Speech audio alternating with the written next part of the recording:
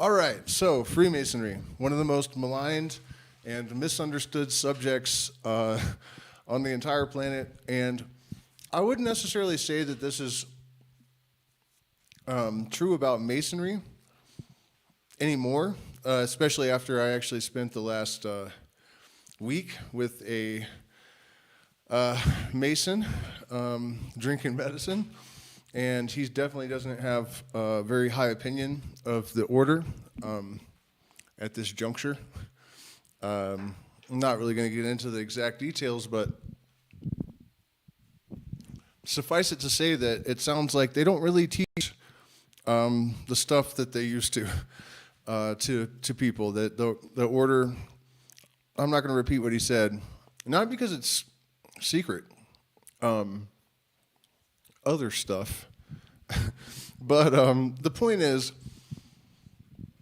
that the original mystery tradition that Freemasonry grew out of was the source and fount of inspiration and guidance and truth and even technology and mathematical progress, massive leaps in all sorts of sciences have grown out of the mystery tradition in ancient Greece, Babylonia, Syria, Egypt, and Europe and the United States.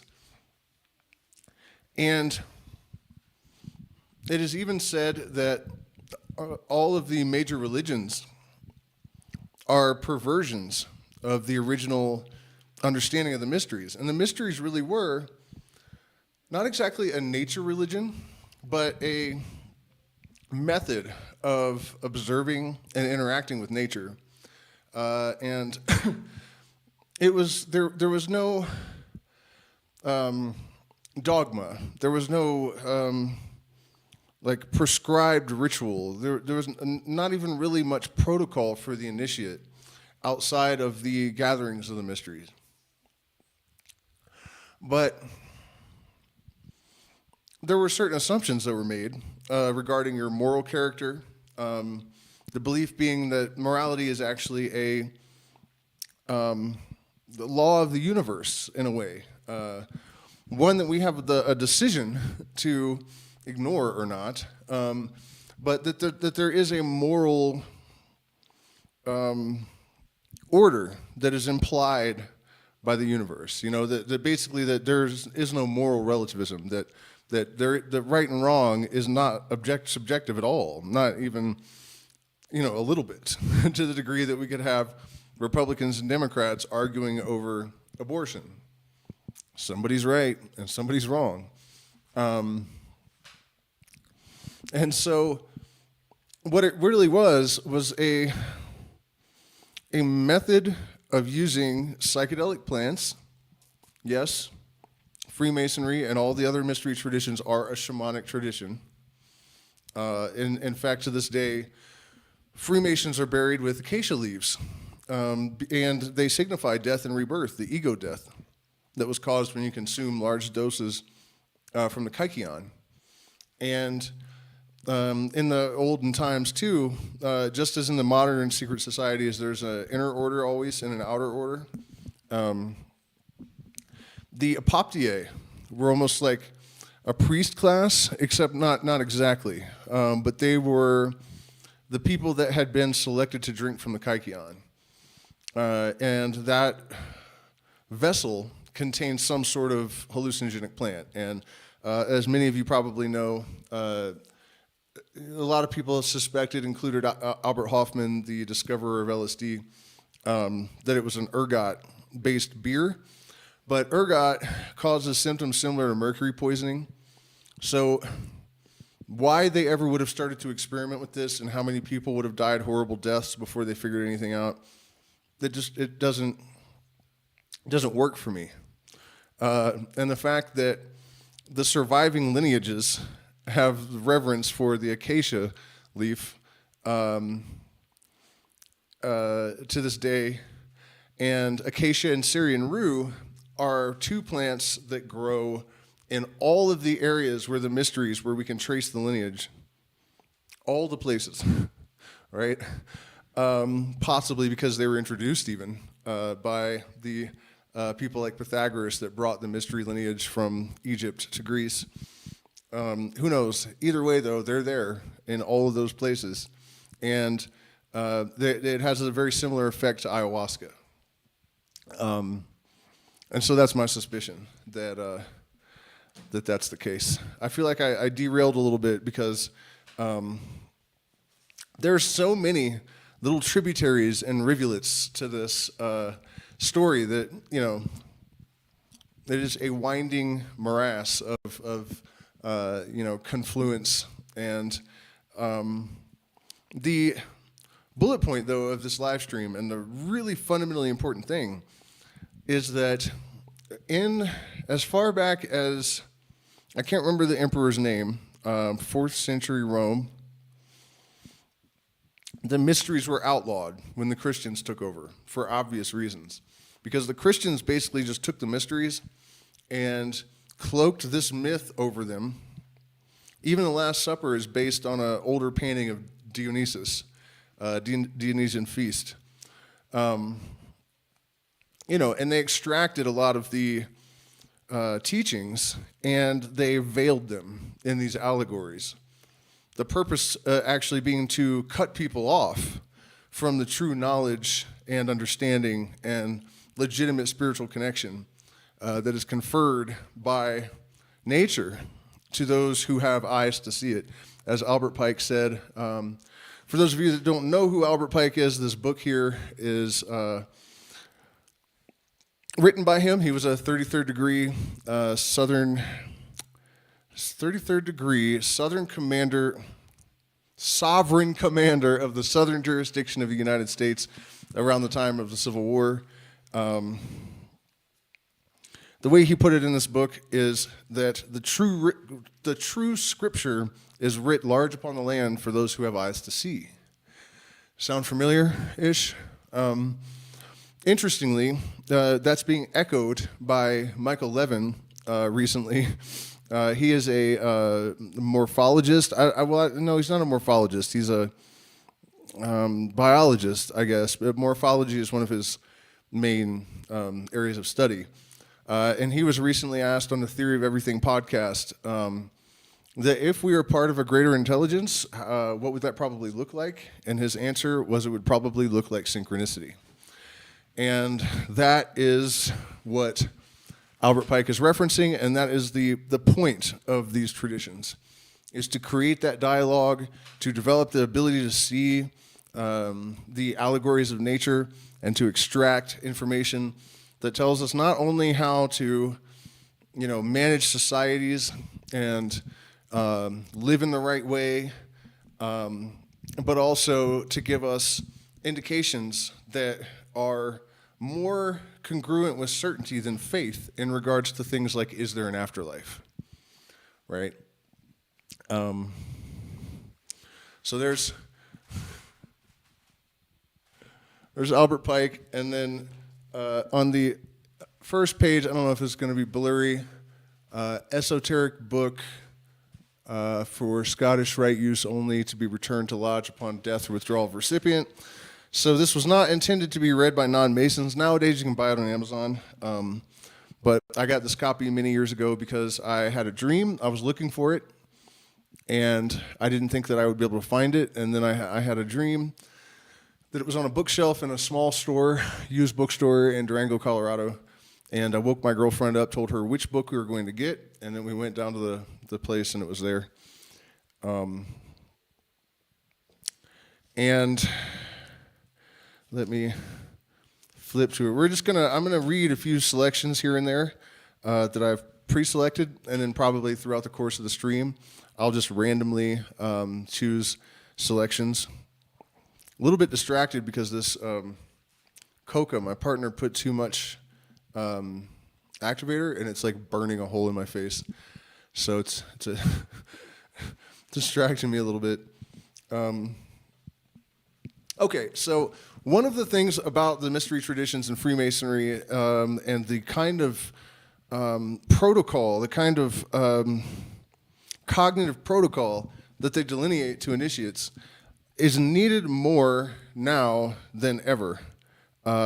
And one of the ways that Albert Pike describes it is that it allows the initiate to peel back the layers of distortions from our perception so that we can see what is actually there.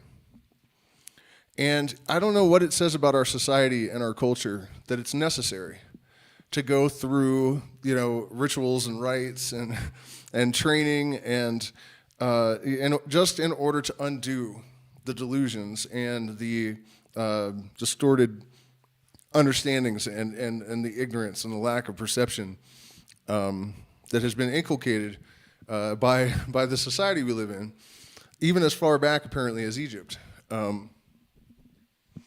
I imagine it was a lot easier back then, but to allow people to see what is actually there. And earlier in the stream, I started talking about how they banned the mysteries in Rome in the 4th century when the Christians took over. And I think it was Aristophanes at the time who said, we can't allow this. We have to go underground because mankind will be lost without the mysteries. And I can give you a few examples from my own life. There are, as Albert Pike states in this book, there are Masons that have never entered a lodge. I actually have. Very briefly, I was affiliated with the Scottish Rite and demitted almost right away.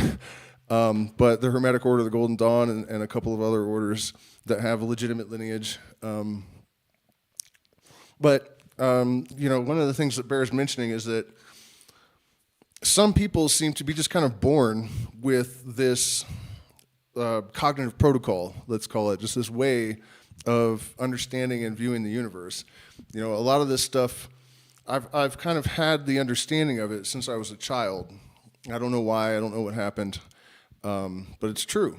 And so, just a couple of examples of instances where I have used the kind of you could call it hermetic reasoning, to think way ahead of the herd. And, I want to be clear that I'm not claiming that I came up with this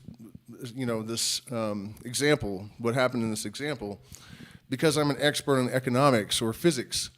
It's not that at all. It is so simple. Anyone can do this. Once you understand the basic tenets of it, it's really, really simple math. It doesn't really require an exceptional mind. It's just understanding the framework, right? And so I was in Northern California, and I'm only using this example because I literally just remembered it the other day. Man, this is really burning. I might have to take that out. I was in Northern California talking to a guy from Humboldt University on the street, and he was telling me that a group of, I think, Princeton undergrads in economic science had discovered that economic theory had been deliberately engineered to cover up things that were not real. Like, it was just fabricated in order to facilitate a system. And then it was presented like this is the natural outcome of, economic systems, and these are the laws that govern them. And I was like, well, if you want to refine the economic system and look for unnatural, fabrications in it, you just have to figure out how to apply the laws of physics. And I remember the kid told me that I was an idiot. He was like laughing at me like, man, you're a dumbass. You don't understand economics or physics, obviously, because that doesn't make any sense. And I knew that all the laws in the universe govern all the systems the same way.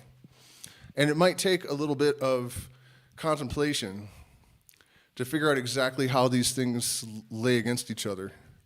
And what reminded me of this is that just the other day I saw this article about the emerging field of econophysics, which is, it's actually like 15 years old, but I guess they had the same problem where people were like, this doesn't make any sense, blah, blah, blah.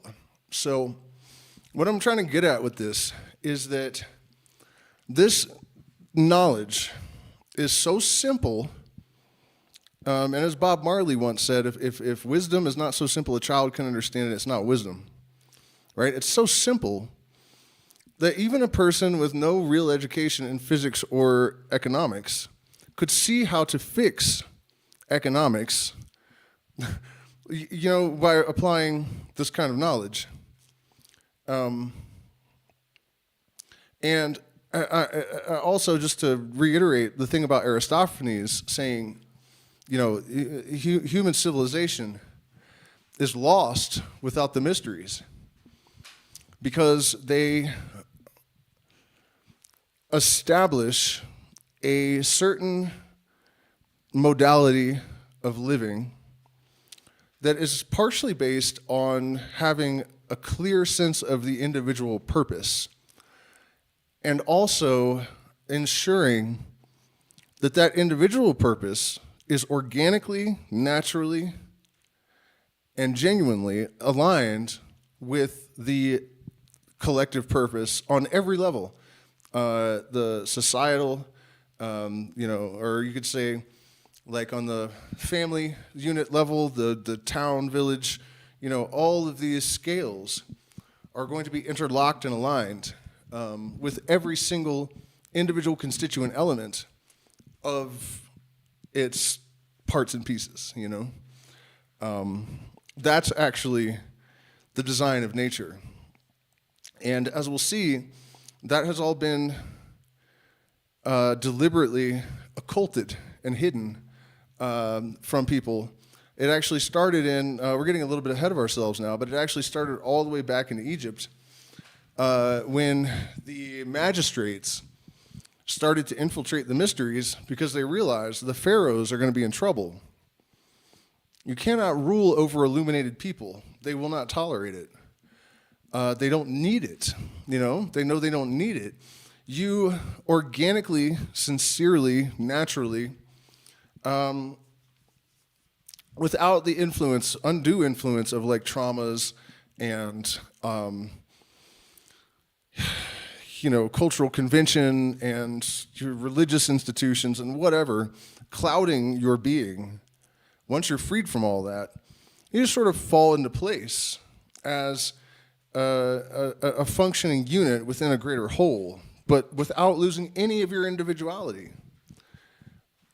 People, I think, almost believe that you can't do those two things at once, that they're somehow antinomies or something. They just don't go together.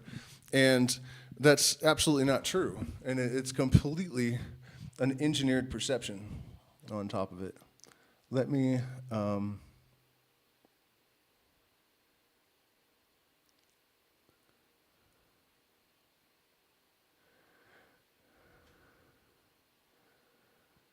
check the chat.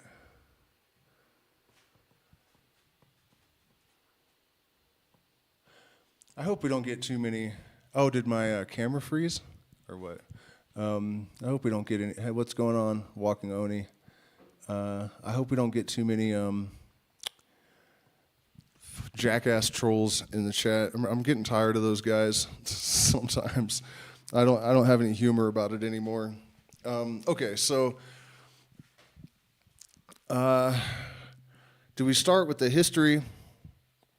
Do we start with the lies? Okay, yeah, let's talk about how this stuff got demonized in the first place. One of the things that I think people overlook a lot in society when they're looking to analyze, the hows and whys of our current chaostrophe, is that the mind works in symbols, a language of symbols, and there are archetypes that even if a person doesn't have direct conscious information regarding, you can still use these symbols to shape people, right? So the Lucifer myth, for example, is actually a reference to the electromagnetic wave. That's the light bearer. And the demonization of the name light bearer was a deliberate demonization of consciousness and knowledge itself.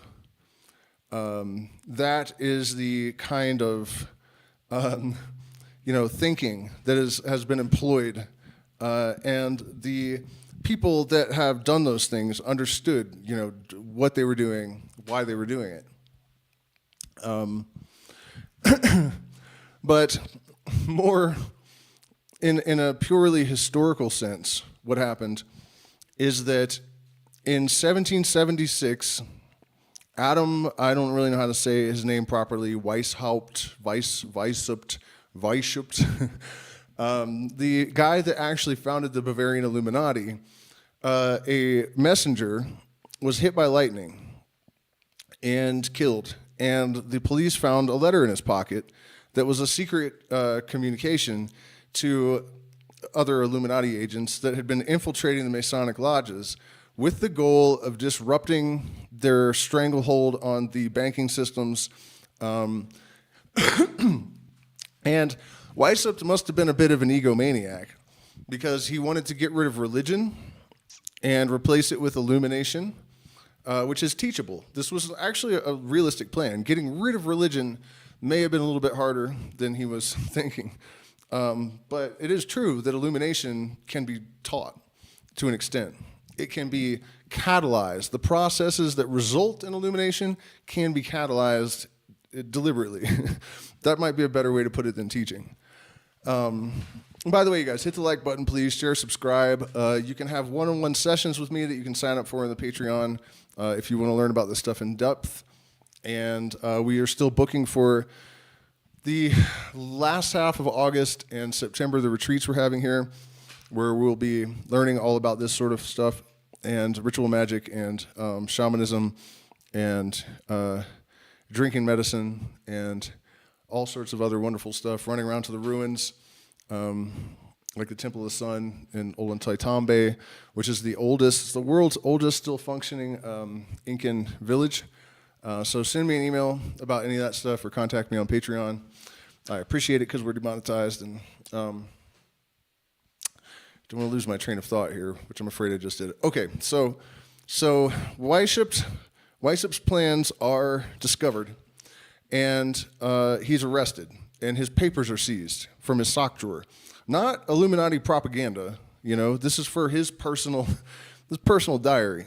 So we know what he's really thinking, And the other thing he wanted to do, and this is where the New World Order idea comes from, is that he wanted to get rid of borders and nations in order to end war.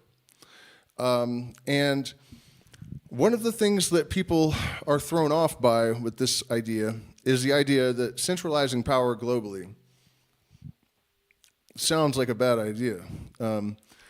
But there's a lot more to this plan than that. And part of it was that illumination would be taught first.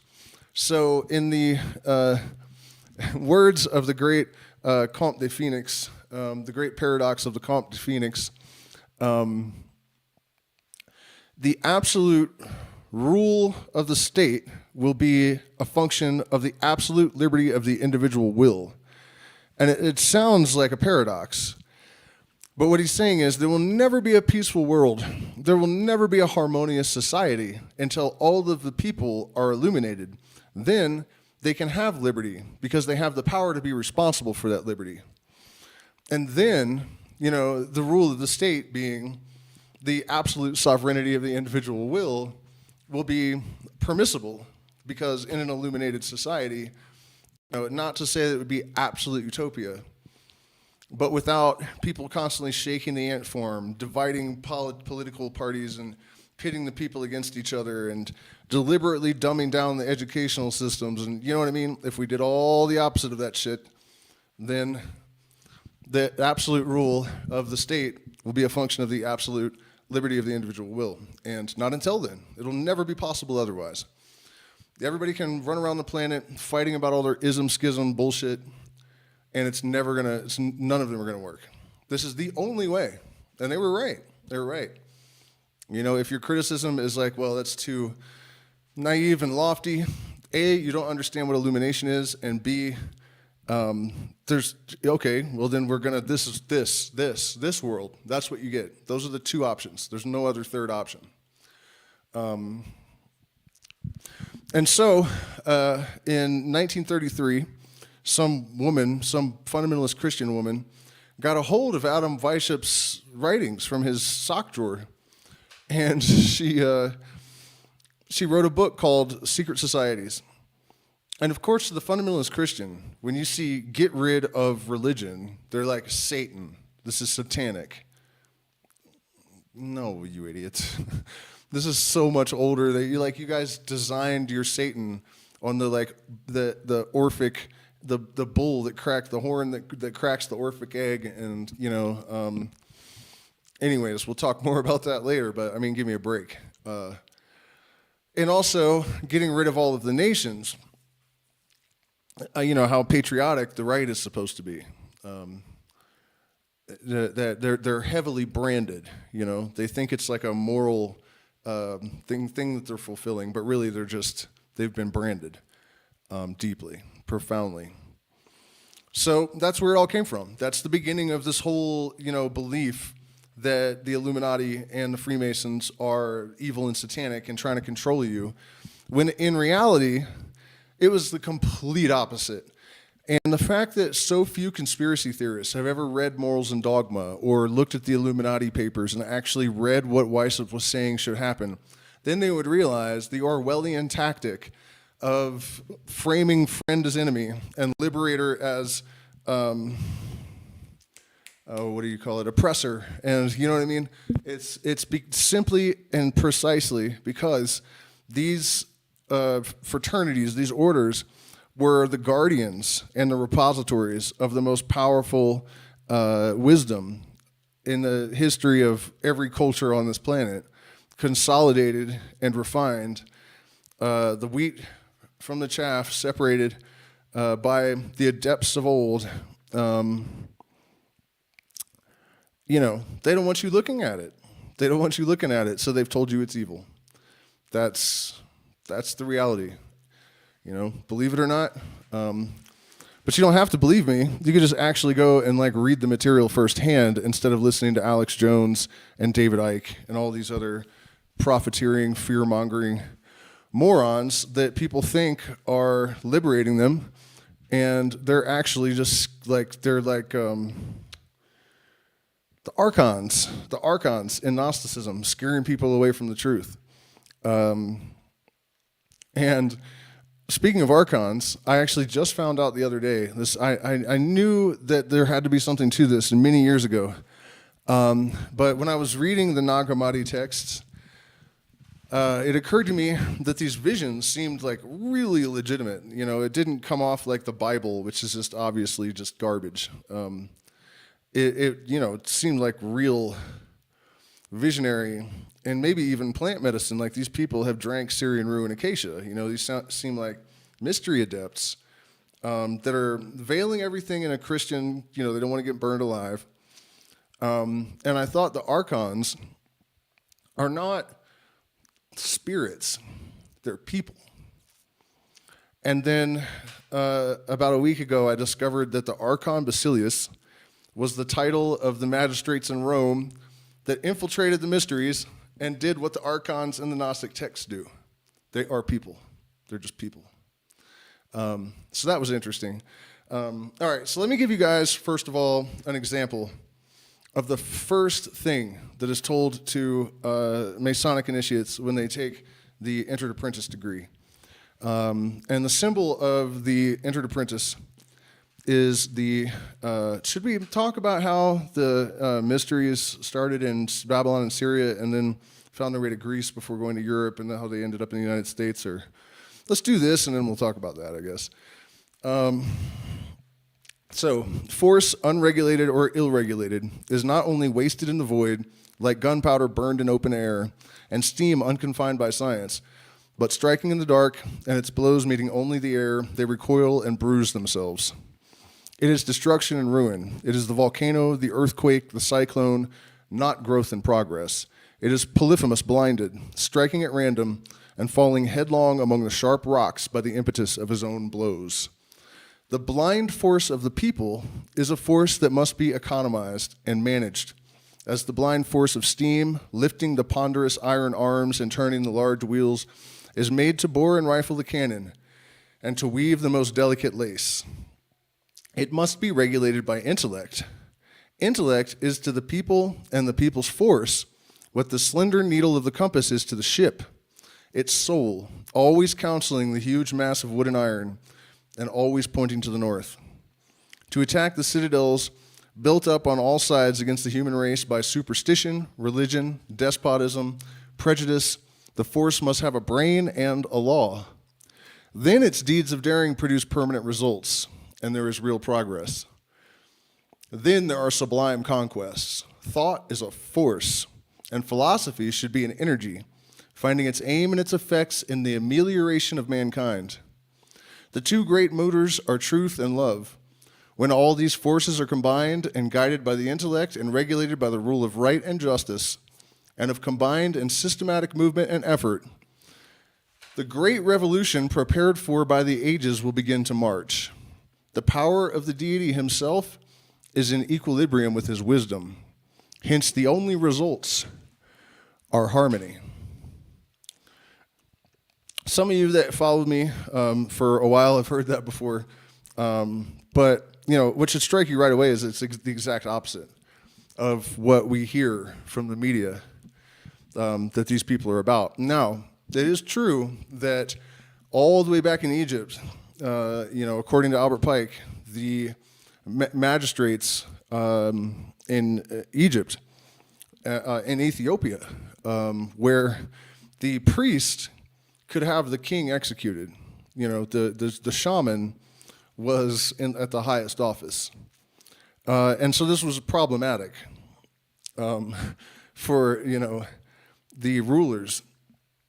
And so this subjugation and sort of curtailing of the transmission of this knowledge and these processes that were taught in the mysteries were hijacked very early on and rounded up and cordoned off from the common people and from even, the philosophers and artists. And the reason that it escaped, there was a bit of a leak. And Pythagoras was that leak. And so over the years, I've been researching this stuff for almost 30 years, over 30 years now, actually. I was in 8th grade when I started reading Joseph Campbell's books on the mystery tradition. And the first time I found one of Aleister Crowley's books, I think. And so, over the years, I just kind of put together the map, I guess, of the transmission of the mysteries, which most people just trace back to Egypt and stop there. But then Syria and Babylonia, and for some reason I just intuitively really felt that it was Babylonia.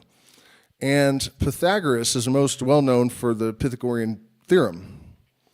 And so the legend was that he went to Egypt and learned it from the cult of Isis, studied the mysteries there, and they had come there from Syria and before that Babylonia. And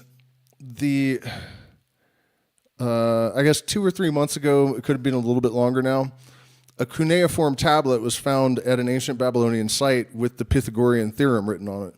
And then, even after that, Albert Pike mentions that Pythagoras, so that was wild for me to finally get that little bit of actual evidence, because as Robert Anton Wilson said, whenever you find the trail of the Illuminati, it usually just goes up in smoke. So let's see if there's, so let's go a little bit further with this talk of this revolution prepared for by the ages. And what he's talking about is the ultimate goal of human evolution, that there is a level of consciousness that will emerge, that will facilitate the creation of a different type of world. A cataclysm, to set that up, is almost unavoidable, unfortunately. And I think we're seeing the tremors of that process. But yeah, so this actually sets up a good opportunity for me to explain another one of the sort of powerful observations, I guess, that this kind of knowledge facilitates. Faith should only be based on certainty, right? I mean, this is something that we have been culturally, fed, is this tenet that faith is like morally, desirable, and that it's a positive attribute, when in fact it is a complete and utter failure and even a mental illness. And you can actually create a dialogue and develop yourself to the point where you don't have to rely on faith. And so, just to give an example, the universe is an equation balancing. This is something that any physicist will tell you, but it's interesting to look back through the records of the Illuminati, the Pythagorean Illuminati, the old Masonic occult writings, the writings of Aleister Crowley, and people that were talking about this before we had the mathematical proofs and before we had the technology that has been able to reveal that a lot of this stuff is correct, right? And so when we have these periods of chaos and upheaval and disruption, it's a mathematical certainty that the system will find homeostasis. So, that's just, incomplete, because we're going to get back into that a little bit more deeply. But that's the kind of thinking or the kind of benefit, I guess, that this stuff offers to your thinking, is to realize, how you can apply an understanding of homeostasis and entropy and all of these different fundamental forces in nature, and how you can even integrate them into rituals that you design that allow you to engineer your own inner being and miraculously watch the external universe conform to that engineering, So let's get through this little bit of writing here. It is because force is ill-regulated. And remember that we said thought is a force. So force is ill-regulated is also the same as saying thought is ill-regulated. That revolutions prove failures. It is because force is ill-regulated that revolutions prove failures. Therefore it is that so often insurrections, coming from those high mountains that domineer over the moral horizons, justice, wisdom, reason, right, built of the purest snow of the ideal after a long fall from rock to rock, after having reflected the sky in their transparency and been swollen by 100 affluents in the majestic path of triumph, suddenly lose themselves in quagmires like a California river in the sands. The onward march of the human race requires that the heights around it should blaze with noble and enduring lessons of courage, deeds of daring dazzle history, and form one class of the guiding lights of man. They are the stars and coruscations from that great sea of electricity, the force inherent in the people, that great sea of electricity. A reference to how consciousness, light, and electricity are one thing to a degree, and that's something you'll see over and over again in here. In fact, Masonic knowledge is referred to by Masons as light.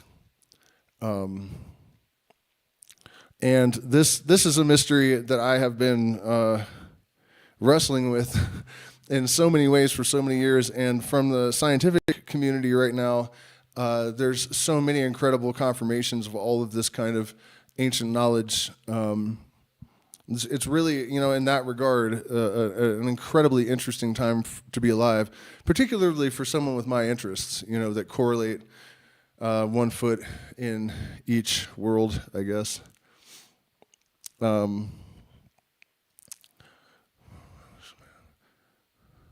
They are the stars and coruscations from that great sea of electricity, the force inherent in the people.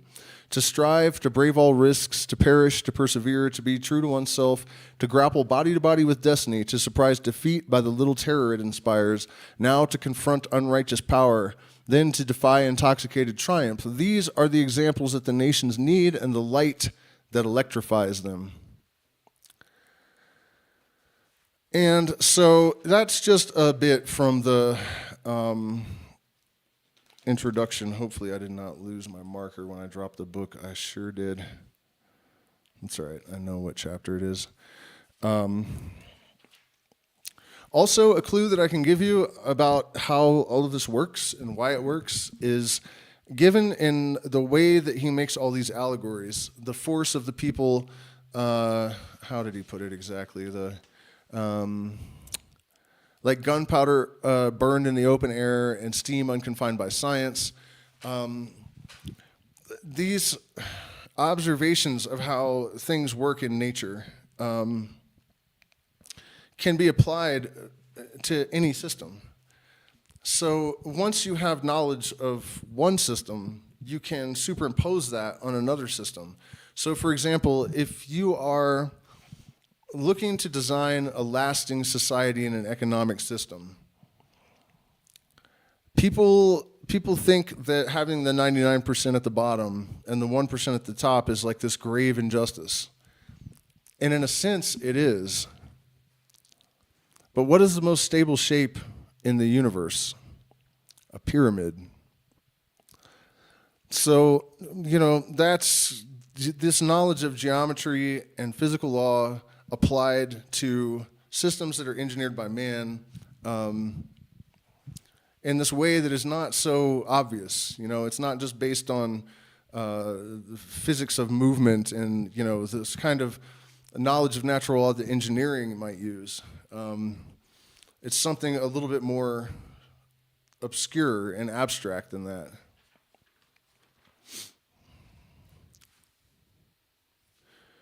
Chief of the Tabernacle.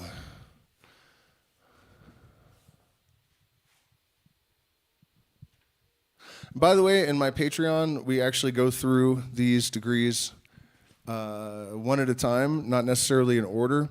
And we have been doing that for a couple of years now, actually, from this one book. And really some tremendous stuff there. And you do get access to all of the old streams as well as the new ones.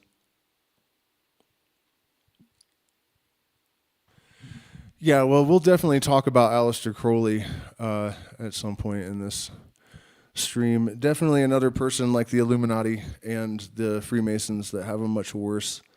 Candace Owens was talking about Crowley today. Oh, no way. Should we watch that, you guys? Oh, man. I'm almost tempted to derail this stream. Maybe I'll do it tomorrow. I can't wait to see the just utter fucking diarrhea that flows from her mouth. Okay, so we're going to look at, this is Prince of the Tabernacle, actually. We're not going to do that. I don't want to do anything we haven't already done in the Patreon because I don't want my patrons, I don't want to be repeating stuff in the secret streams. So I'm not going to do anything that we haven't discussed, and that's the next part, by the way, for my patrons. Degree 24 is Prince of the Tabernacle. So this is really, a lot of the secrets and mysteries, and the best summation that I've ever encountered of this stuff is probably found in these few pages here. The chief of the tabernacle. Among most of the ancient nations, there was, in addition to their public worship, a private one styled the Mysteries. And in this case, we're talking about the Eleusinian Mysteries, which Plato and Aristophanes and a lot of the other sort of elite Greek thinkers, they all attended. And that's where the Kykeon was served that I believe had Acacia rue in it. The most widely disseminated of the ancient worships were those of Isis, Orpheus, Dionysus, Ceres, and Mithras. Many barbarous nations received the knowledge of the mysteries in honor of these divinities from the Egyptians before they arrived in Greece. And even in the British Isles, the Druids celebrated those of Dionysus, learned by them from the Egyptians. The mysteries of Eleusis, celebrated at Athens in honor of Ceres, swallowed up, as it were, all the others. All the neighboring nations neglected their own to celebrate those of Eleusis. And in a little while, all Greece and Asia Minor were filled with initiates. Now, why would that be? For one thing, the Kykeon. They had something that worked. When you consider that the ancient Greeks knew about atoms, you know why? DMT is why, you know? And the mysteries also, you know, your success is your proof. When we look at the distance between Plato and the common person, there's more distance between Plato and the common person as there was between the common person and a chimpanzee. This is partially from partaking in the Kykeon, as Plato himself readily admitted, Aristophanes as well. And so not only that, but the mystery tradition, I think one of the things that changed when it came to Greece, probably largely due to Pythagoras' influence, is that the fact that in Egypt they had switched to a monotheistic religion, and the Greeks were used to this pantheistic thing. And I don't think the Greeks, at least not the educated Greeks, really believed in the literal existence of these gods. They understood that they were all archetypes and allegories. And so the Greeks were more receptive to the cultures and ideas, or the ideas from the other cultures. So the Eleusinian Mysteries became a repository. It became a mixing bowl where, you know, the mysteries of Isis and Osiris, and if there was a traveler from the Druids that had their version of the Dionysian Mysteries, they would be welcome as well, and their ideas would be welcome. And then the apoptiae, the inner circle, would filter through all this stuff and figure out what is the best and the most useful, to try to separate the superstition and the allegory from the reality. And ultimately, until pretty recently, that's what Freemasonry was supposed to be. A repository of all of this information that was collected in all of these mysteries over, you know, thousands of years, presumably. So that is why the Eleusinian Mysteries swallowed up all the rest, because they would receive the knowledge and not reject any of it. And also, I think the Kykeon was quite an asset.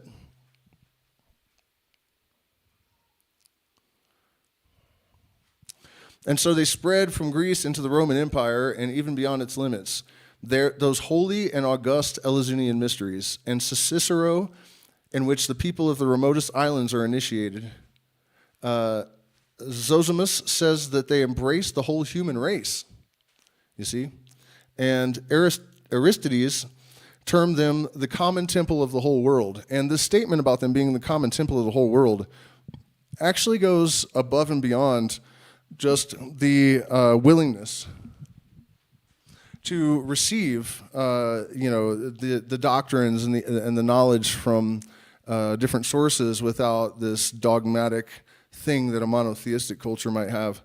The reality that our consciousness comes to us from light, and that the entire truth of our physical and immaterial life is communicated to us in the form of allegory through nature. Some author once wrote that all that is metaphor, and I thought that was a really great way of putting this. In more technical occultism, the Pythagorean Illuminati, for example, talks about the veil between worlds as a sort of Fourier transform that converts the ideal to the actual. That's another way of kind of relating to this idea. But what I'm saying is that when people talk about the fundamental truths that lie behind all religions, people generally think they're talking about things like love and brotherhood and that sort of stuff. And that is true to an extent. But as far as the like occult mechanisms, the metaphysical stratosphere that supports the physical world, and you know, this reality that spirituality is not actually that subjective. The exact form that it takes, sure, but the reality is that there is only one answer regarding how things happened, where the universe came from, where it's going, what we're doing, what is consciousness, you know, and all of that sort of stuff. And the mysteries have those answers. They really do.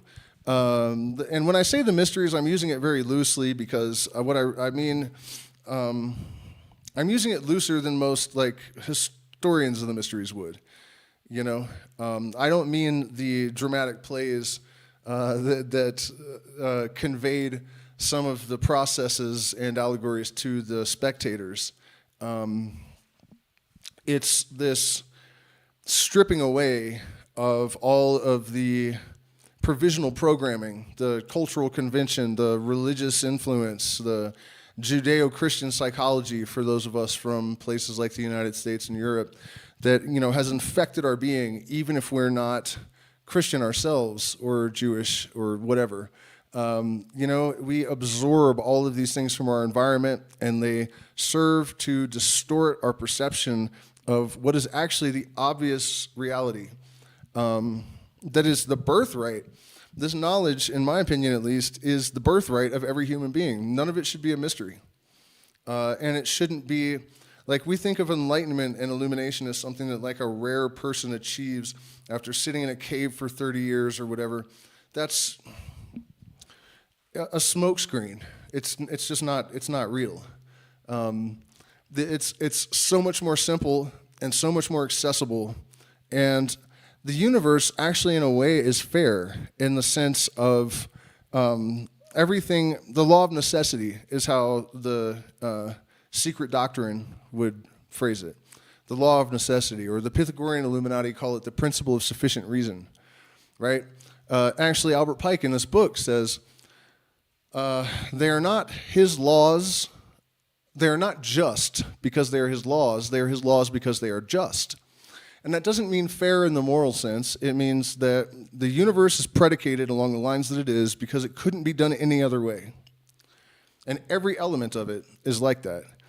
So if illumination is necessary, it is not inaccessible. That's not how the universe works. You know? At any rate, let's keep pushing on here. These were in the there were in the Eleusinian feast two sorts of mysteries: the great and the little. The greater and lesser, people usually term that. The latter were a kind of preparation for the former, and everybody was admitted to them. Ordinarily, there was a novitiate of 3 and sometimes of 4 years, and this has become a problem, I think, because in the old days, you, like the Eleusinian mysteries, you had to basically, what do they call it in like the Hell's Angels when you do this? Damn it. I can't, you know, when you, for a gang, like you have to, anyways, you know, you have to hang around for 3 or 4 years. And that allowed them to make sure that the wrong type of people didn't slip into the ranks. They didn't want immoral people here. We'll get into that in a minute as well, you know, because that's one of the lies of enlightenment, that elevating your consciousness does not necessarily make you kind and gentle and passive. That, in my mind, is really weaponized spirituality. It's just not true. So they knew that people could get in there and acquire this knowledge and do bad things with it, and that it does give you power, much more so than you could really reasonably anticipate, I think. And so over time, those sort of stringent controls have evaporated. And even in the last 20 years, I guess, you know, in order to become a Mason, you used to have no criminal record, and one of your relatives, you had to have a relative, grandfather, father, uncle, something, and 2 signatures from 32nd degree. And by the time I was attending lodge, I had a criminal record. The 32nd degree lodge master, that he was also a retired police officer. He also had a criminal record. And it was crazy because I thought for sure, I had long hair. I was an outlaw pot grower. I saw them as deeply institutionalized, and I thought there is no way in hell that they're going to let me into the lodge looking like this even.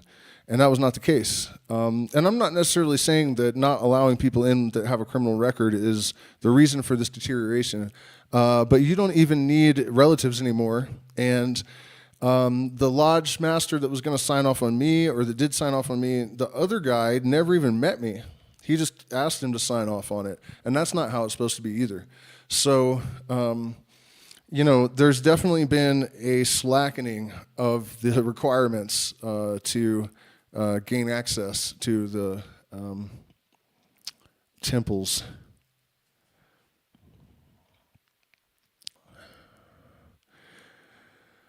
Clemens of Alexandria says that what was taught in the great mysteries concerned the universe and was the completion and perfection of all instruction. And I agree 100% with that. Wherein things were seen as they were, and nature and her works were made known in their entirety. The ancients said that the initiates would be more happy after death than other mortals, and that while the souls of the profane, on leaving their bodies, would be plunged back into the mire and remained buried in darkness, those of the initiates would fly to the Fortunate Isles, the abode of the gods. Plato said that the object of the mysteries was to reestablish the soul in its primitive purity and in that state of perfection which it had lost.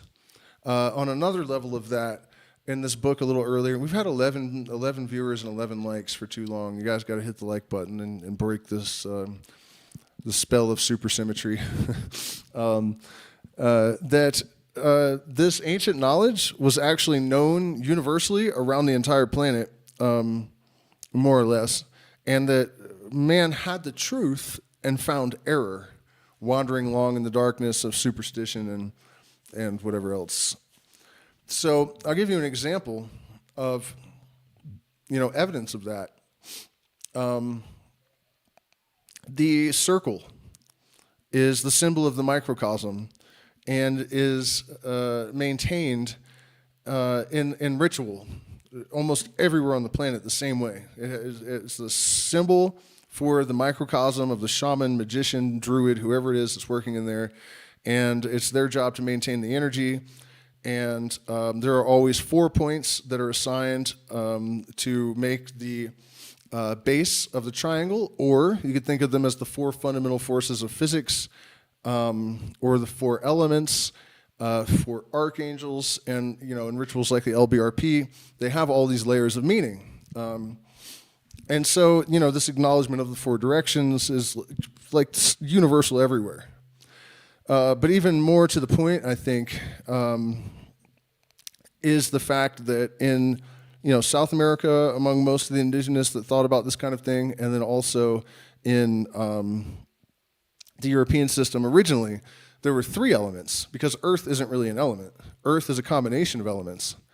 And so fire, air, water, and then those things created Earth. And recent research in gravity, these correlations that I was demonstrating with the 4 directions and the 4, gravity has sort of lost its status as a force because it's a product of the interaction of these other elements, these other forces, right? The things that cause gravity are created by the 3 fundamental forces of physics, and then gravity becomes a force, but in the same way that Earth is kind of an element but made of the other, you know what I mean? It's an exact reflection, as above, so below. And there are actually more layers of this, how this knowledge applies unfailingly to everything in the universe. So yeah, 3. Oh, and then all this got me thinking the other day about the space and time, right? The Trinity is space, time, and consciousness, I think. That consciousness is one of the fundamental constituent elements, like a very low, maybe, order of awareness. But that's a conversation for another stream. So, Plato said the object of the mysteries was to reestablish the soul in its primitive purity and in that state of perfection which it had lost. Epictetus said, whatever is met with therein has been instituted by our masters, for the instruction of man and the correction of morals. Proclus held that initiation elevated the soul from a material, sensual, and purely human life to a communion and celestial intercourse with the gods, and that a variety of things, forms, and species were shown initiates representing the first generation of the gods. Purity of morals and elevation of soul were required of initiates. Candidates were required to be of spotless reputation and irreproachable virtue. Nero, after murdering his mother, did not dare to be present at the celebrations of the mysteries afterwards. And Antony presented himself to be initiated as the most infallible, unchallengeable mode of proving his innocence in the death of Avidius Cassius. The initiates were regarded as the only fortunate men. It is upon us alone, said Aristophanes, that shineth the beneficent day star. We also receive pleasure from the influence of his rays, we who are initiated and who practice toward citizen and stranger every possible act of justice and piety. There's something deeper being communicated there. He doesn't mean that the sun only shines on initiates, literally, obviously. What he means is that, as Rupert Sheldrake also believes, not only does our consciousness emanate from the sun, I mean, think about how we have subconsciously even labeled these things with this truth. Soul, S-O-L. So this light is whole, but then you put you into that S-O-L, you, and it becomes an individual unit of consciousness, a soul. Soul and soul, So he was talking about having this knowledge of that. And receiving pleasure and benefit from it means that they are aware that they're having a conscious dialogue with the sun and the light. Sheldrake actually went so far as to say that he thinks that when the sun has coronal ejections and storms, that is its way of amplifying its ability to interface with consciousness here on Earth. And I actually experienced that once in a way that is pretty difficult for me to dismiss.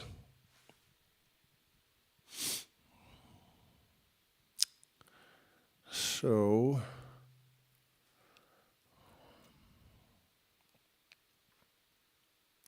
and it is therefore not surprising that in time initiation came to be considered as necessary as baptism afterward was to the Christians, and that not to have been admitted to the mysteries was held as a dishonor. It seems to me, said the great orator, philosopher, and moralist Cicero, that Athens, among many excellent inventions, divine and very useful to the human family, has produced nothing comparable to the mysteries, which for a wild and ferocious life have substituted humanity and urbanity of manners. It is with good reason that they use the term initiation, for it is through them that we in reality have learned the first principles of life, and they not only teach us to live in a manner more consoling and agreeable, but they soften the pains of death by the hope of a better life hereafter. Where the mysteries originated is not known. The indication that he just referred to of a better life hereafter, when Albert Pike says that the true scriptures writ large upon the land for those that can see it, aside from being a reference to things like synchronicities. I was listening to the Flaming Lips the other night, and there's this line in the song, do you realize the sun doesn't go down, it's just an illusion caused by the world spinning round? And it hit me. I was actually, honestly, really embarrassed to have missed this obvious metaphor in the past. But it hit me that if reading nature is the key, then the fact that the sun, which is the source of our soul, doesn't actually go down and is just appearing to be gone is an indication, according to this line of thinking, that we are in fact eternal and that death is an illusion. Because it's just really fundamentally one thing doing one thing and a bunch of reflections that are refractions of this one thing or variations of it. In fact, a friend of mine many years ago told me a story about a, guru type that his friend begged him to go see and paid for it because, he's like, that's not my thing. I'm not interested in gurus. But he went and he said this guru came in and he walked out to the table and he was just a regular white dude, normal looking white dude. And he sits down at the table and he just starts writing. And like 5 minutes go by, 10 minutes go by, 15 minutes go by. The guy's just still sitting there writing. And, this guy who, by the way, was actually the original singer of the band Ugly Kid Joe. Some of you guys, if you're my age, might remember that. Not when they were famous, but, that was his replacement, the guy that they made it with. So this guy's telling me so then he's writing, 10, 15, 20 minutes go by, whatever, and finally the guy looks up and he's like, do you have any questions? And so, somebody raises their hand and says something like, my wife's a whore, and my dog's dead, and my truck broke down, and I lost my job, and I don't understand what the hell's going on. And he said, the problem is you think there are all these things doing all of these things, and that there's really only one thing doing one thing. And then the next person, he calls on them, and they say, all these horrible things are happening to me, blah, whatever. He just says the same thing to every person. And he never told me the name of this guru, so I've never been able to check on it. But he said because of this one thing that this guy was saying to people, the United States government ejected him from the country. And I don't know if it's true or not, but I can tell you that once I had that, it's like, the generic version is that it's all one thing. But for some reason, when you just twist the phrasing a little bit and say it's all one thing doing one thing, that sort of the seed of that planted in my head. And over the next few years, every once in a while, something would germinate out of it, and I would see why that guru got kicked out of the United States for saying this to people. Anyways, where were we?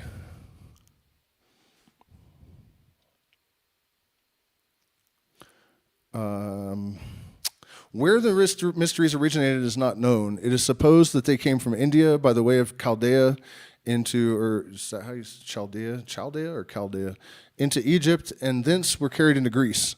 Wherever they arose, they were practiced among all the ancient nations, and, as was usual, the Thracians, Cretans, and Athenians each claimed the honor of invention, and each insisted they had borrowed nothing from any other people.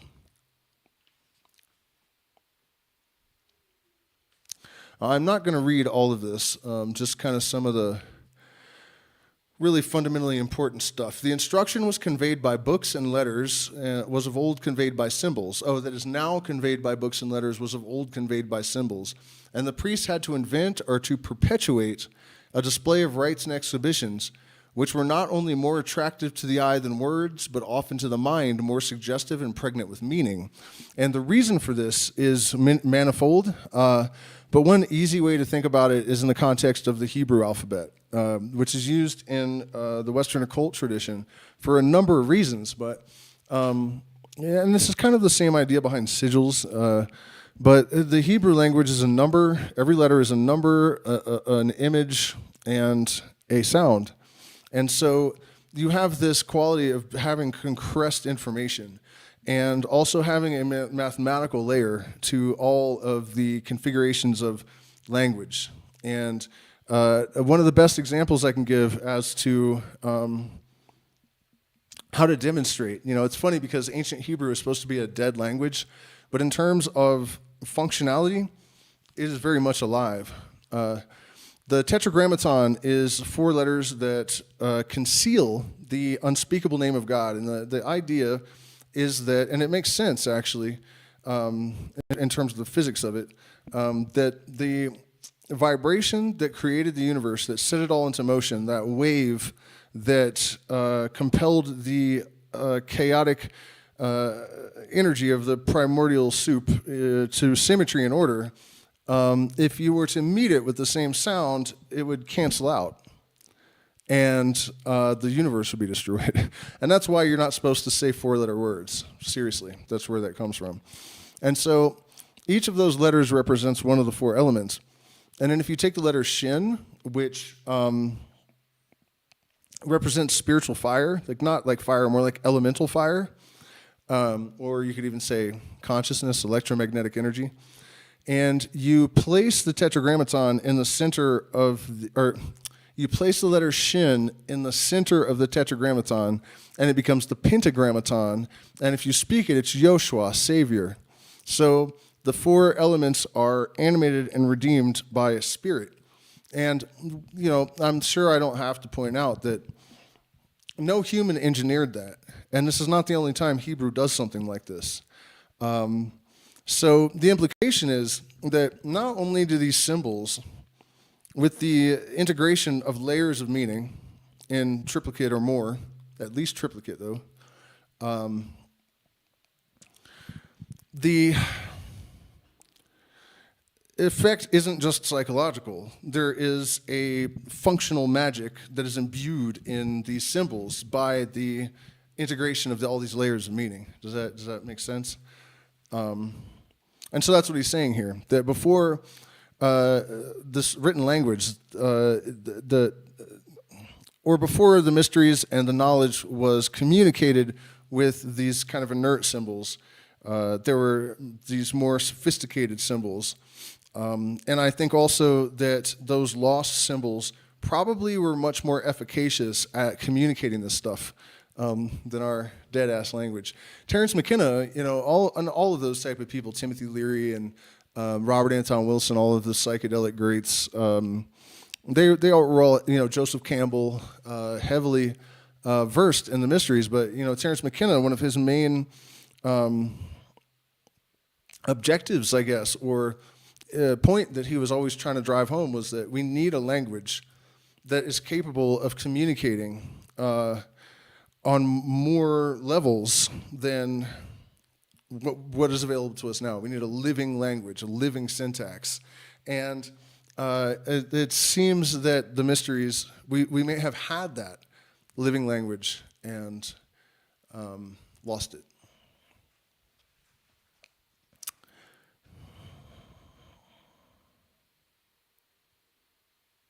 Oh, well, yeah, he says, which were not only more attractive to the eye than words, these symbols of the rites and exhibitions, but often to the mind more suggestive and pregnant with meaning. So, yeah, he mentioned that part, I guess.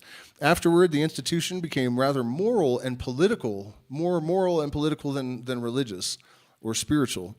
The civil magistrates shaped the ceremonies to political ends as far back as Egypt.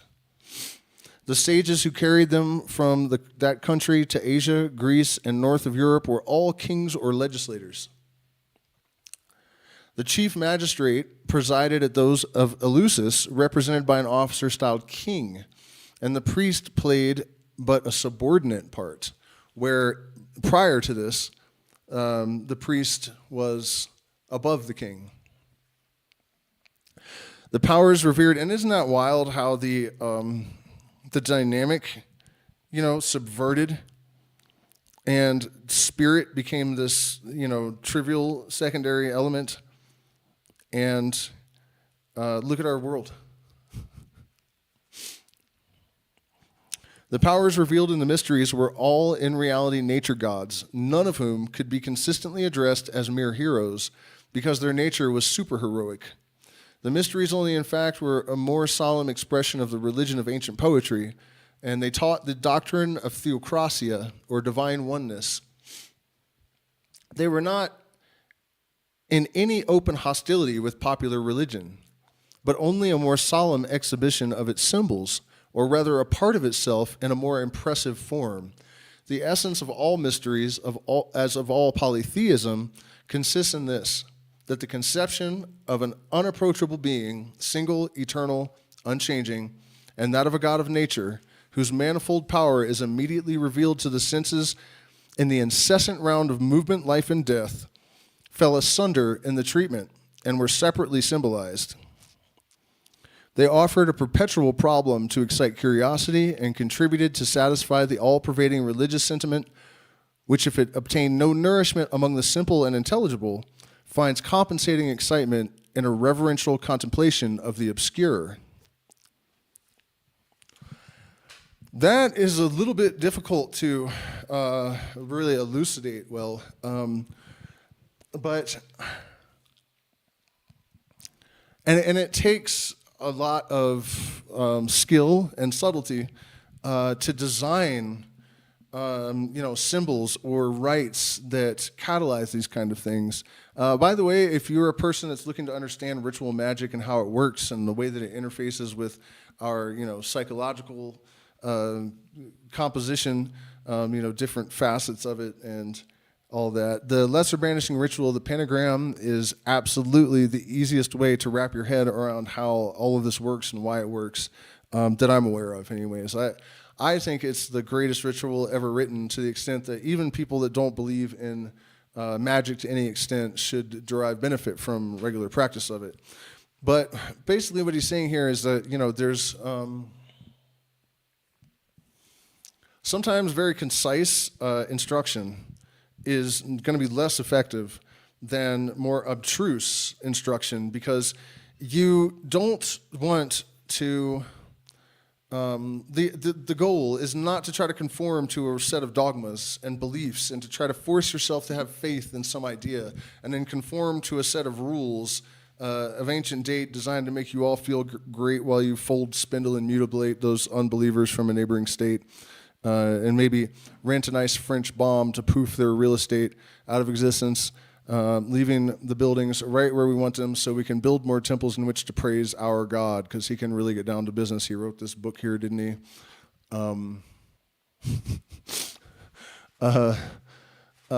So you want to catalyze experiences in people rather than just telling them what to think. They have to figure it out for themselves. That was like the major difference between, well, not that there is only one, there are several major differences between, religion and these processes that were catalyzed in the mysteries with psychoactive plants, study of symbol, study of the allegories of nature, studying philosophy, mathematics. This is real spirituality, and in a way you can kind of see why people are not really inclined, because it's tedious, to the modern mind. It's not tedious to me, because I don't understand why intellectual endeavor is considered tedious and boring and like a burden. That doesn't make sense to me. And to me, it's like surfing or something. I don't understand why people don't want to do it. And my suspicion, I could be wrong, but my suspicion is that is engineered in people, or it's a convenient byproduct of living in this culture. But the reality is that if you expand your consciousness with psychedelics or meditation or all of this other stuff, especially in the context of the modern world, and if you're not a monk, right, you're trying to be a person navigating modern society, but also with this other dimension to yourself. In order to not become a muddle-headed mystic, in order to not become flaky, in order to make sure that you're able to apply critical thinking and skepticism to all these ideas so that you only inculcate truth into your ontological outlook, you have to expand your knowledge of this world in equal step with your knowledge of this sort of spiritual stuff. Otherwise, you're out of balance, and it's insane to me how obvious that sort of thing is. But most people would argue with me that the rational and that studying physics and mathematics is not even conducive to spiritual growth. And I'm saying that if you're, those people will also tell you about how important balance is, and then they'll preach against it, And from my point of view, that's the product of conditioning. We have been conditioned to believe things that actually discourage and inhibit our development beyond a certain point. Easy to fix, too. It's not unovercomable. And so we had just discussed how this being, this eternal, unchanging light, whose manifold power is immediately revealed to the senses in the incessant round of movement, life, and death, were separately symbolized, and they offered a perpetual problem to excite curiosity and contributed to satisfy the all-pervading religious sentiment, which, if it obtained no nourishment among the simple and intelligible, finds compensating excitement in a reverential contemplation of the obscure. Nature is as free from dogmatism as from tyranny. Really think about that line in the context of like modern religions. Nature is as free from dogma as it is from tyranny. And the earliest instructors of mankind not only adopted her lessons, but as far as possible adhered to her method of imparting them. They attempted to reach the understanding through the eye, and the greater part of all religious teaching was conveyed through this ancient and most impressive mode of exhibition or demonstration.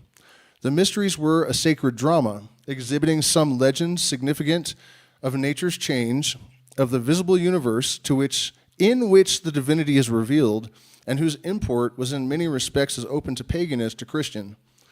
Beyond the current traditions or sacred recitals of the temple, few explanations were given to the spectators, who were left, as in the school of nature, to make inferences for themselves. The method of indirect suggestion by allegory or symbol is a more efficacious instrument of instruction than plain didactic language, since we are habitually indifferent to that which is acquired without effort. You know? And if you think about the sheeple, muggle, normie religious class and how they don't even know the Bible. Like, I know the Bible better than any of them I've ever met. Any, like, straight, normal Christian. I know the Bible better. I know it in, the original languages to some extent. And I've never been Christian. If you think about that fact, I mean, there's another guy, this black dude that looks like the devil. His name's like Dade or something.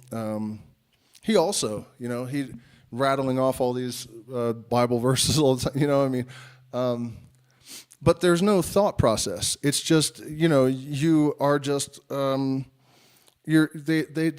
try to remember little bits and pieces of it, and there's no, there's nothing that they're accomplishing that makes them feel obligated, or it's just easy come, easy go, I guess, is a simple way to put it. Whereas in this method, you are given some abstraction, and then when the process is catalyzed within you and the revelation emerges, it is because of your contemplation, it's because of your work, it's because of your study, and the emergence of this knowledge is so much more powerful under the context of having attained it through individual effort, rather than just thinking that you're somehow special because you're dumb enough to believe in some particular religion for absolutely no reason. That's, to me, it's like backwards to the point where as you can see, I don't really feel obligated to even try to be nice about it. It's just, it's complete lunacy. The cultural standard for how we deal with this kind of stuff is just completely unhinged.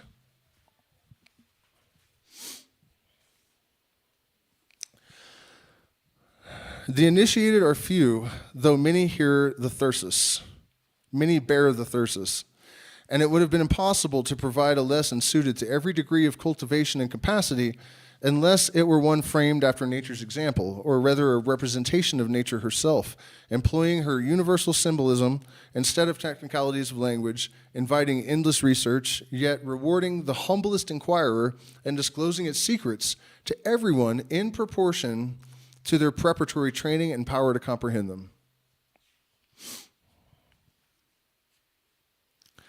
Even if destitute of any formal or official enunciation of these important truths, which even in a cultivated age it was found inexpedient to assert except under a veil of allegory, and which moreover lose their dignity and value in proportion as they are learned mechanically as dogmas, the shows of the mysteries and the allegories of nature contain suggestions and lessons, which in the opinion not of one competent witness only, but of many, were adapted to elevate the character of the spectators, enabling them to augur something of the purposes of existence, as well as the means of improving it, to live better and to die happier.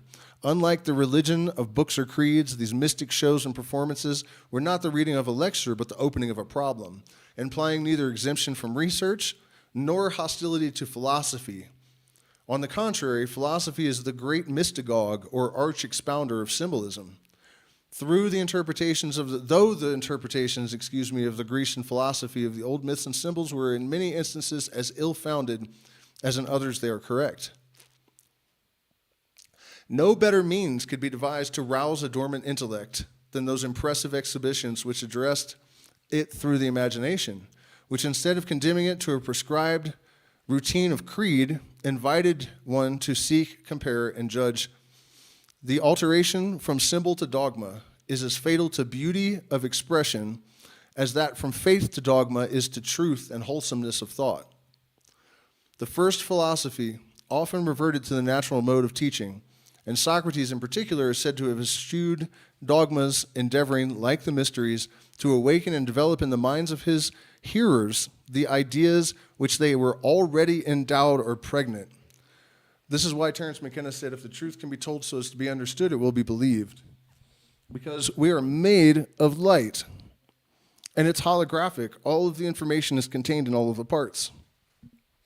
So there is no learning. There is only remembering in a certain sense. And that's not exactly the right way to say it.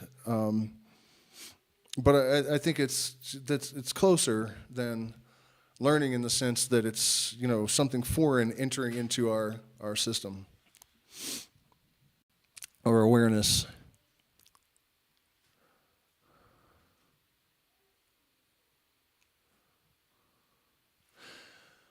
Okay, so Socrates in particular would rather awaken and develop in the minds of his hearers the ideas with which they were already endowed or pregnant than to fill them with ready-made adventitious opinions.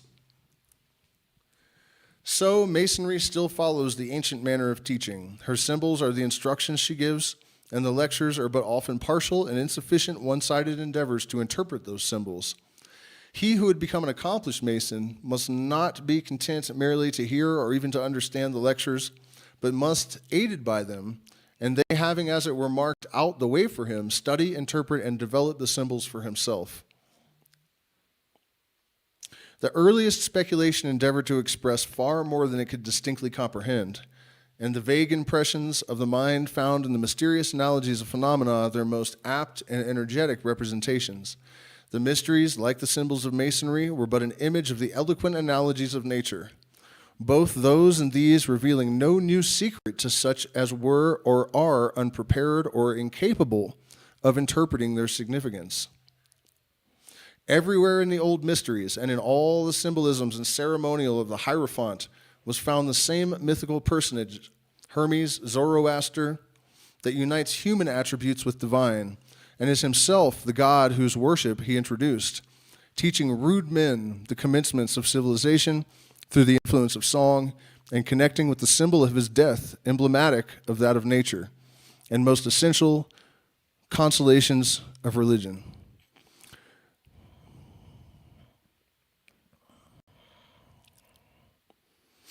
The mysteries embraced the three great doctrines of ancient theosophy.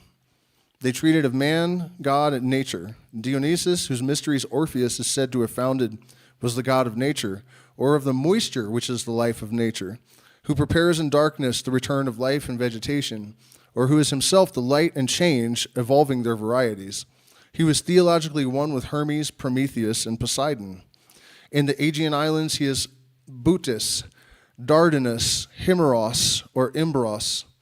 In Crete, he appears as Basius, or Zeus, whose worship remaining unveiled by the usual forms of mystery, betrayed to profane curiosity the symbols which, if irreverently contemplated, were sure to be misunderstood. In Asia, he is the long-stoled Bessarius, coalescing with the Sabazius of the Phrygian Corybantes. The same with the mystic Bacchus, nursling or son of Ceres, and with the dismembered Zagreus, son of Persephone. In symbolical forms, the mysteries exhibited the one, of which the manifold is an infinite illustration, containing a moral lesson calculated to guide the soul through life and to cheer it in death. The story of Dionysus was profoundly significant. He was not only creator of the world, but guardian, liberator, and savior of the soul. And think about that. Dionysius, the Bacchanae, everybody's drunk and maybe using some weird drugs and having orgies and stuff.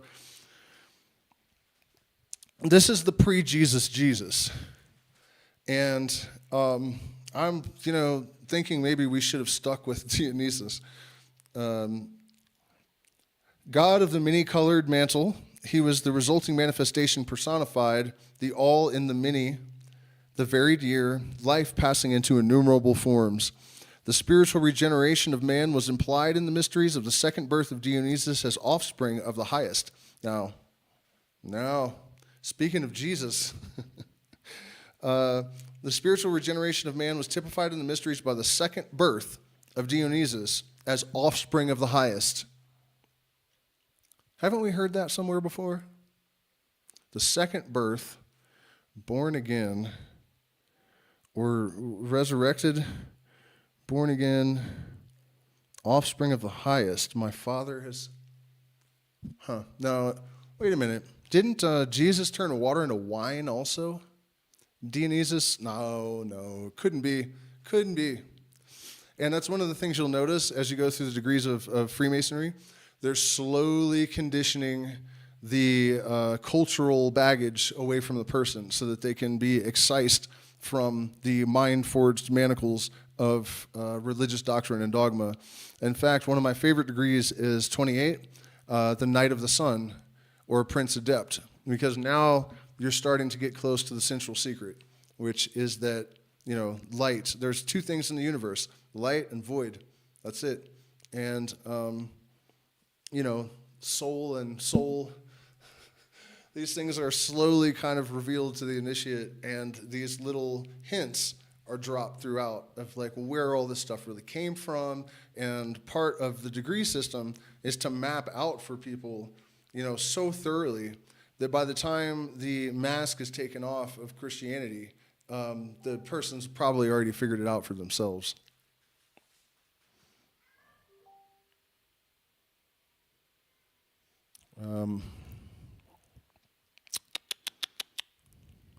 Okay, so the second birth of Dionysus as offspring of the highest, and the agents and symbols of that regeneration were the elements that affected nature's periodical purification. The air, indicated by the mystical fan or winnow, the fire, signified by the torch, and the baptismal water. Again, three elements. For water is not only cleanser of all things, but the genesis or source of all. And source of all. So the mystery tradition 2,000 years ago knew that life emerged from water. There's a lot of things they knew that, and in fact, you won't find anything from the Eleusinian Mysteries or after that isn't correct. Nothing. Your success is your proof. These notions, clothed in rituals, suggested the soul's reformation and training, the moral purity formerly proclaimed at Eleusis. He only was invited to approach who was of clean hands and ingenuous of speech, free from all pollution, and with a clear conscience. Happy the man, say the initiated in Euripides and Aristophanes, who purifies his life and who reverently consecrates his soul to the theosos of the theosos, medium pure, the evil speaker, the seditious citizen, the selfish hunter after gain, the traitor, all those, in short, whose practices are more akin to the riot of Titans than to the regulated life of the Orphicy, or the Curitan order of the priests of Idian Zeus. The votary, elevated beyond the sphere of his ordinary faculties, and unable to account for the agitation which overpowered him, seemed to become divine in proportion, as he ceased to be human, to be demon or god. Already in imagination, the initiated were numbered among the beatified. They alone enjoyed the true life, the sun's true luster. There's another reference to this big secret about how the sun is really truly our soul and the source of our consciousness.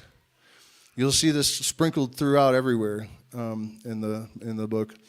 While they hymned their god beneath the mystic groves of a mimic Elysium, and were really renovated or regenerated under the genial influence of their dances, at the influence of the beverage and the Kykeon.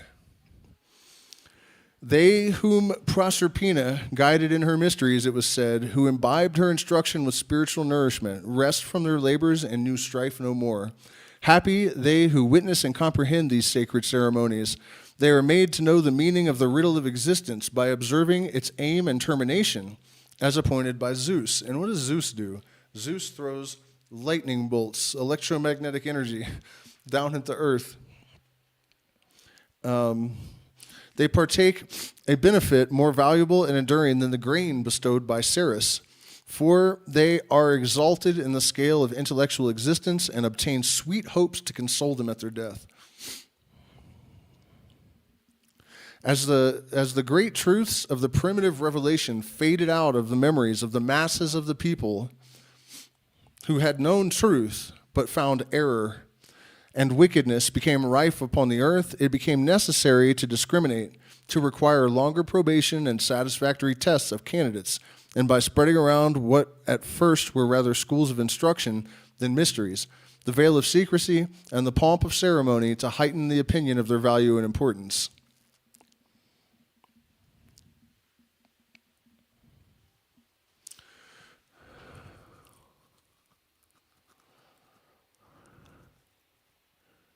The rites of initiation became progressively more complicated. Signs and tokens were invented by which the children of light could with facility make themselves known to each other.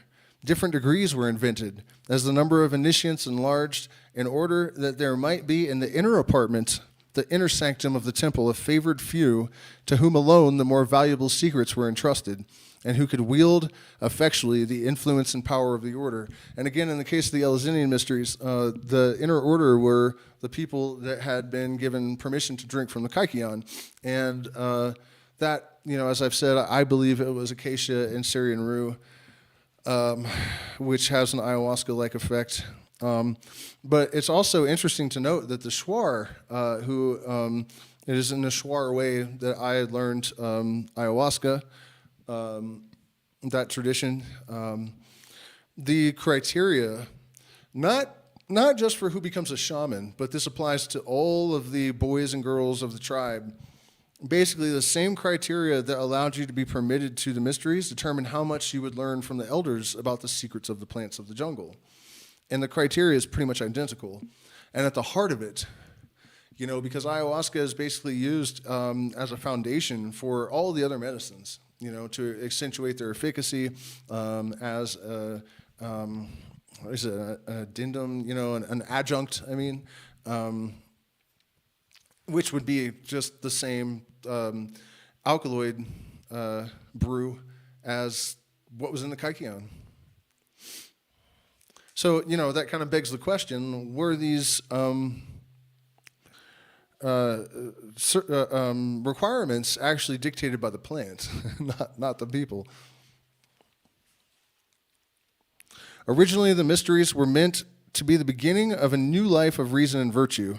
The initiated or esoteric companions were taught the doctrine of the one supreme God, the theory of death and eternity, the hidden mysteries of nature, the prospect of the ultimate restoration of the soul to that state of perfection from which it had fallen, its immortality, and the states of reward and punishment after death. And now, this return to this perfect state from which it had fallen, this is a really interesting story too, because the idea is that there was an absolute nothingness, and that nothingness still exists.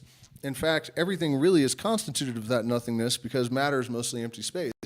And the more you zoom in, the more empty space there is. And then we haven't really identified anything as the substance that is particles even. So as far as we can tell, there's a function there in the electromagnetic field, but there's nothing discernible there. Energy, the scientific definition is just the ability to do work. Not even, so at any rate, just as in the Kabbalah where there's this absolute nothingness and then there are layers of less nothing that's still kind of nothing until you get to the phenomenal universe. What was this line here? Oh, yeah. So the state of perfection, the only possible absolute perfection is nothingness. As soon as there's a line, a stain, a fracture, whatever, even a thought in space, because it would require an electromagnetic wave to have a thought. you don't have perfection anymore. So this restoration to this state of perfection is actually a return to nothingness. That's another one of the hard secrets, and something that we really, I don't know exactly what to make of it yet, except that, well, I don't have time to get into the Phoenix process and the quantum loop theory of physics tonight, so maybe we'll do another stream about that soon, and so you guys can just hook this thought into that next stream, and we'll continue it when I can expand on it fully.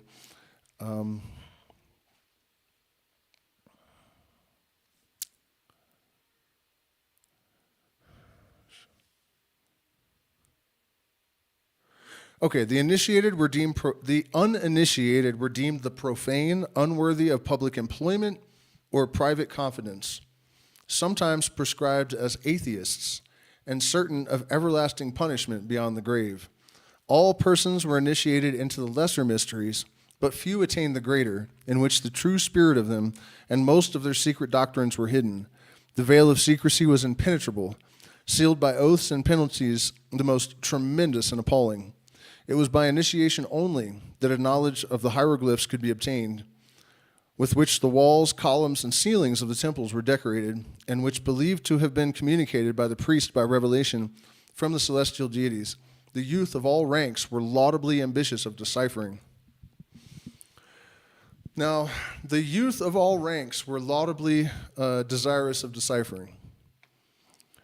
Most people don't have any interest in, I shouldn't say most people, but, the youth of today, I don't really think they're all laudably, how did he put it, laudably ambitious of deciphering the secrets of nature, and so that is a circumstance that requires attention. Hopefully we can find a path to restoring the youth to what is really their sovereign birthright. The ceremonies were performed at the dead of night, as with ayahuasca, generally in apartments underground, but sometimes in the center of a vast pyramid, with every appliance that could alarm and excite the candidate. Innumerable ceremonies, wild and romantic, dreadful and appalling, had by degrees been added to the few expressive symbols of primitive observances, under which there were instances in which the terrified aspirant actually expired with fear. The pyramids were probably used for the purposes of initiation, as were caverns, pagodas, and labyrinths, for the ceremonies required many apartments and cells, long passages and walls, and wells. In Egypt, a principal place for the mysteries was the island of Philae on the Nile, where a magnificent temple of Osiris stood, and his relics were said to be preserved. They actually just found that temple of Osiris again a couple of years ago, buried under the Nile. With their natural proclivities, the priesthood, that select and exclusive class in Egypt, India, Phoenicia, Judea, and Greece, as well as in Britain and Rome, and wherever else the mysteries were known, made use of them to build wider and higher the fabric of their own power. The purity of no religion continues long. Rank and dignities succeed to the primitive simplicity. Unprincipled, vain, insolent, corrupt, and venal men put on God's livery to serve the devil withal, and luxury, vice, intolerance, and pride depose frugality, virtue, gentleness, and humility, and change the altar where they should be servants to a throne on which they reign. But the kings, philosophers, and statesmen, the wise and great and good, who were admitted to the mysteries, long postponed their ultimate self-destruction and restrained the natural tendencies of the priesthood. And accordingly, Zosimus thought that the neglect of the mysteries after Diocletian abdicated was the chief cause of the decline of the Roman Empire.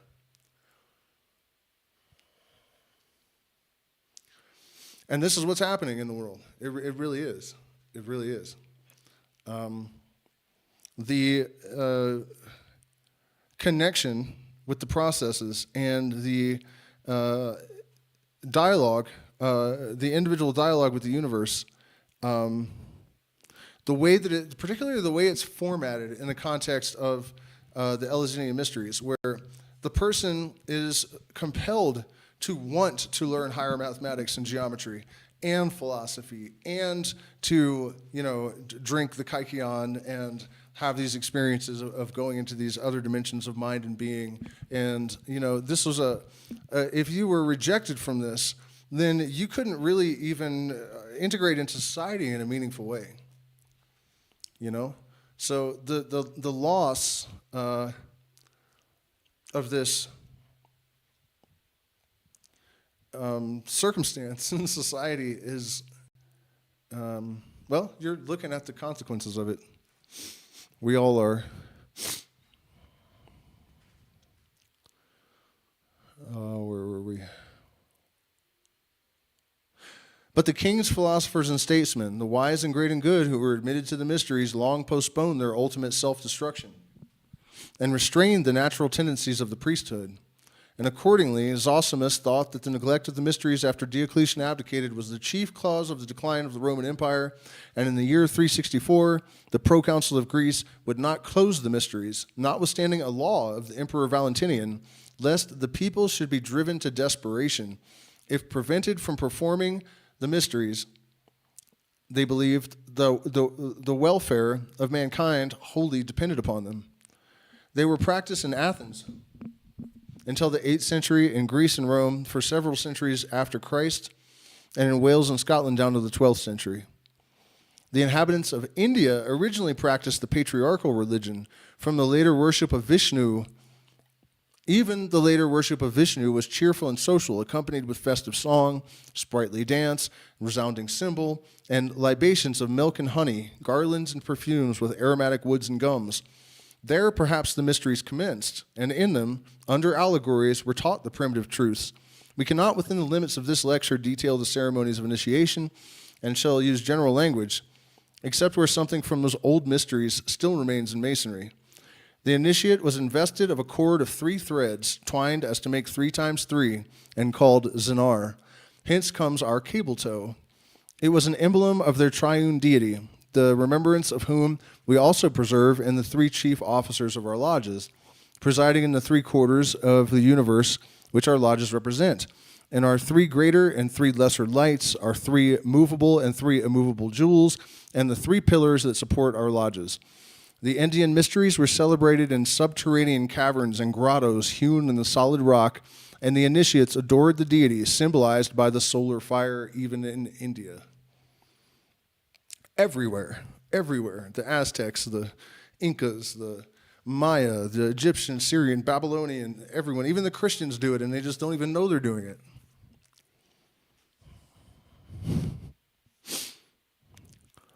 Very silly world. The candidate, long wandering in darkness, truly wanted light, and the worship taught him was the worship of God, the source of light.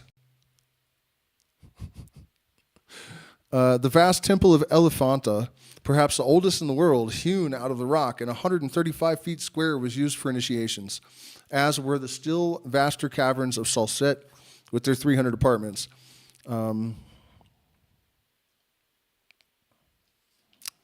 Don't really think that we need to go on much further than this.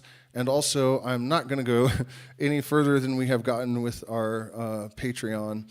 And I think we are just about caught up to that place. A little bit more.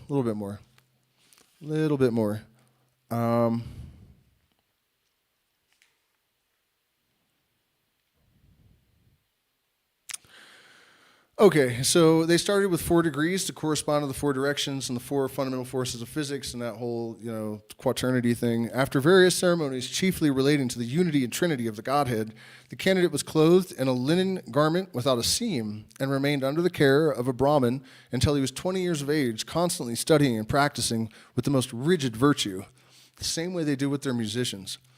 Then he underwent the severest probation for the 2nd degree after 20 years of this, in which he was sanctified by the sign of the cross. Nothing to do with pre-Jesus.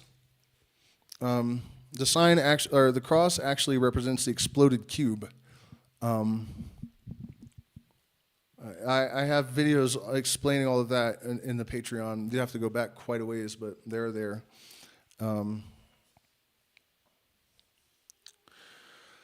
So, 4 quarters of the, okay. Then he underwent the severest probation for the second degree, in which he was sanctified by the sign of the cross, which, pointing to the 4 quarters of the compass, was honored as a striking symbol of the universe by many nations of antiquity, and was initiated by the Indians in the shape of their temples.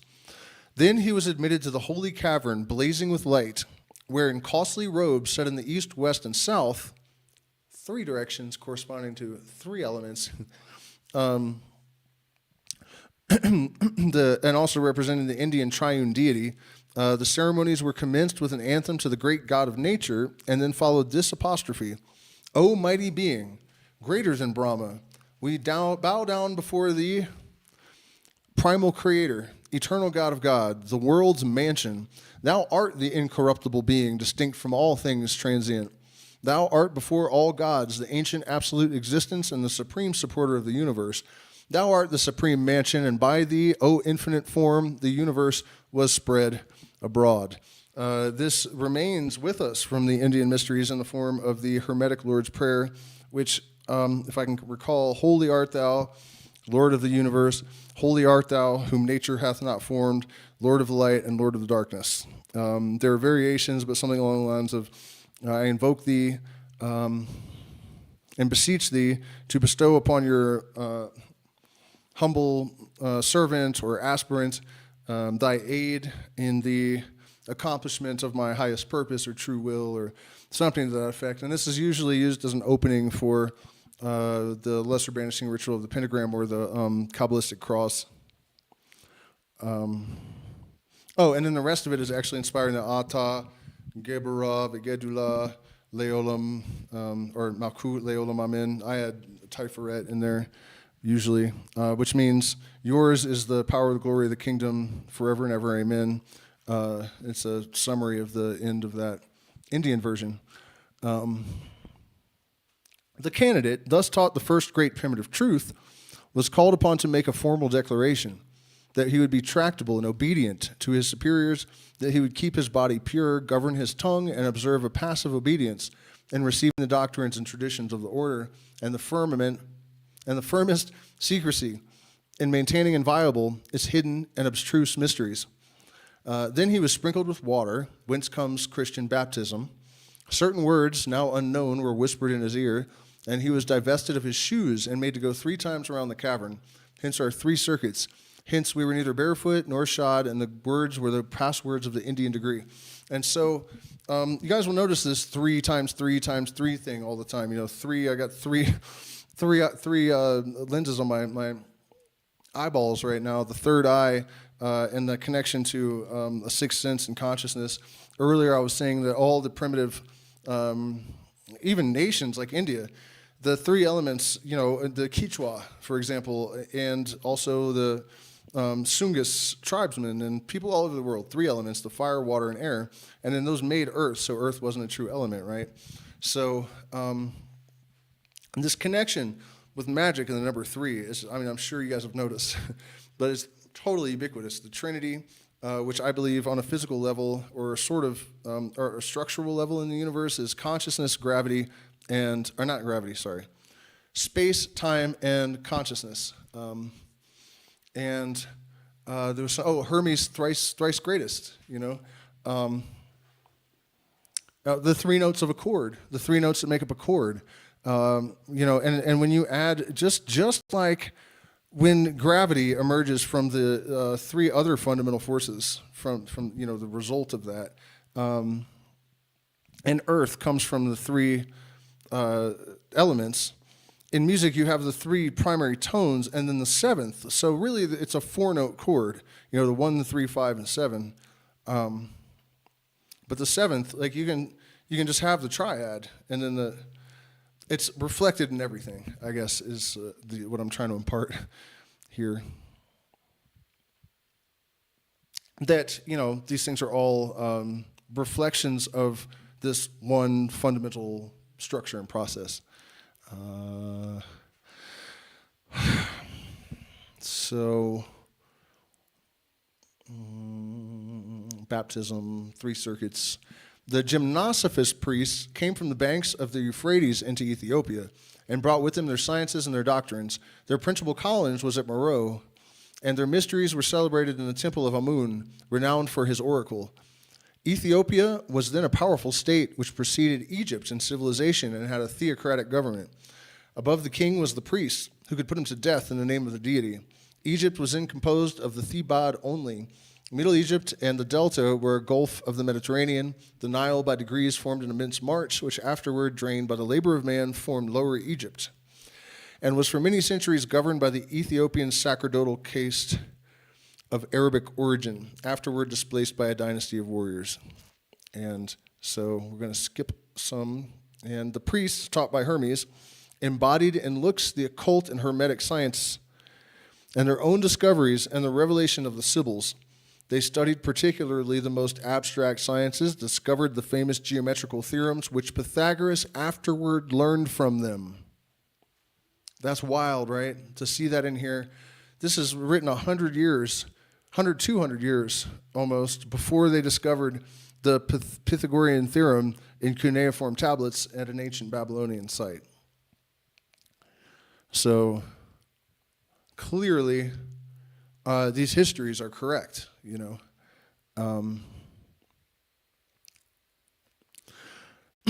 They studied particularly the most abstract sciences, discovered the famous geometrical theorems, which Pythagoras afterward learned from them, calculated eclipses, and regulated 19 centuries before Caesar, the Julian year. They descended to practical investigations as to the necessities of life and made their discoveries to the people, known to the people.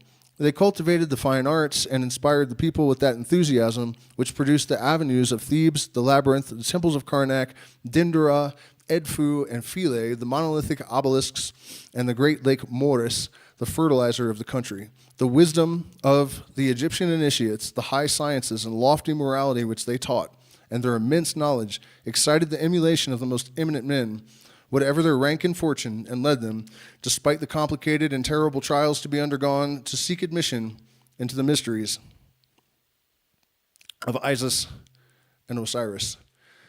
And so that should make it all pretty clear, you know. That actually, I already pretty much went through that, the entirety of that, only in more depth and more slowly in my Patreon yesterday, I think. And I'm stopping there because I'm not going to go, we're not going beyond. You know, that's the privilege of the people that are smart enough and kind enough to become patrons and join the Illuminati. We also have voice chats every week, and they're getting better and better, I think. Certainly people become more comfortable with each other, and I think that actually facilitates even things that are not so personal, you know, to emerge. Just that level of comfort lubricates the intellect.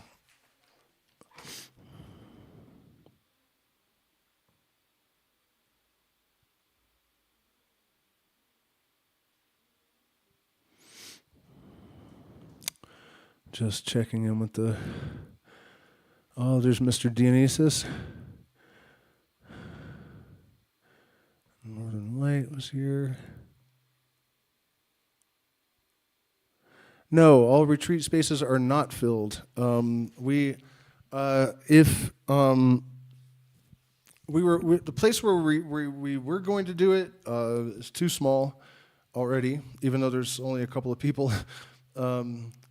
So if the maximum is 10, but if we outgrow a space, we'll all just get another one. You know, they're all comparable. There's tons of empty places sitting around because the economy's so bad. It's not difficult.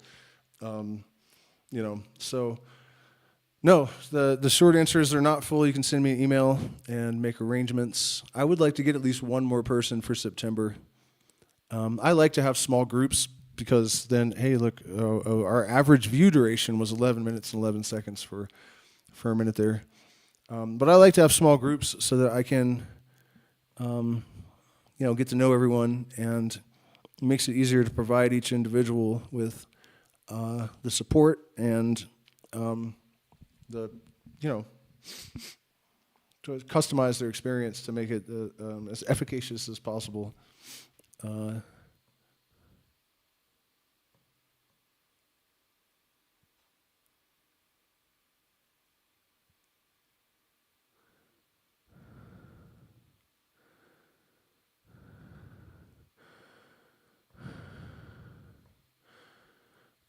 Well, this may be the last time that I do this. So, partly because I think World War III is so likely to break out. So, not trying to push anyone, but I'm dead serious when I say that this may be the last time. Certainly the last time in the Sacred Valley. That's my intention, is to go to different places every time. And I can't imagine not doing the next one in Egypt if I can get away with it. I think all the plants are legal there until they're combined. But really, what I would like to do, you can rent the King's Chamber, and it's not cheap. But if we got the right group together, someone invited me, all expenses paid, to do it, and then we had a falling out because I felt like his mind had kind of gotten muddle-headed mystic. He'd become a muddle-headed mystic. And, I'm just not the type to tiptoe around my wealthy clients and friends because they might not take me to Egypt anymore. You know what I mean? I'm going to tell them the truth no matter what. And that's what I did, and so I didn't get to go to Egypt.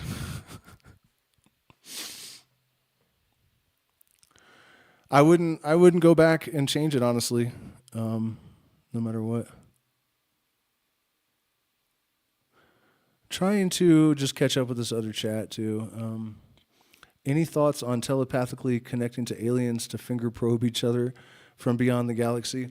Yeah, I have experienced things that suggest that anything is possible, basically, without getting too deeply into the details of it. Although I will tell you one quick story that anyone that's followed me for a long time has heard already, but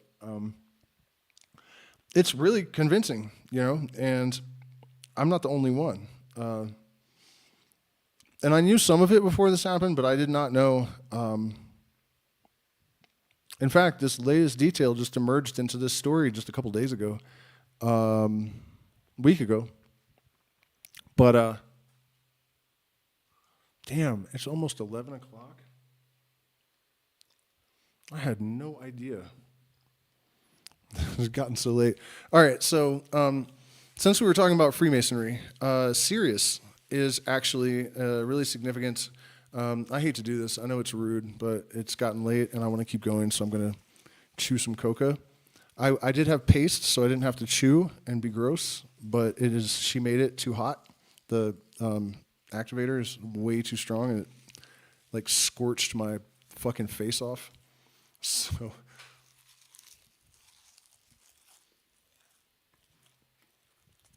hold on.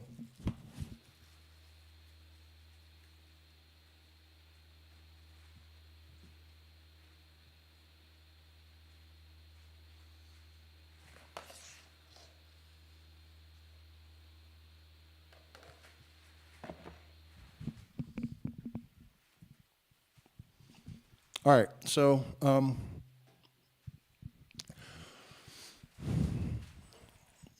I'm just going to go through the backstory quickly because I know most of you have heard this. But about 15 years ago, I guess now, I went to a meeting of Native American spiritual leaders and other interesting types of characters from, Zen master from Japan. And there were a couple of different themes, and one of them was the star tribes. Golden Light Eagle was a Sioux Sundance chief, Lakota Sioux. And I saw a lot of stuff there. A guy called the weather, this Hawaiian shaman, and it actually, the wind blew so hard, called the weather, called the wind. The wind blew so hard when he said, may the wind blow to confirm the power of our prayer. It blew so hard, gravel was blowing across the parking lot. And a bunch of other stuff like that. They were a pretty convincing group. And one of the themes of it was that some of us are telepathically connected to these star tribes. who aren't really extraterrestrials necessarily in the way that we would think of that, more like beings that are so advanced that they are beyond the need for biological bodies. Some of them, I guess, and others are actually still in meat suits.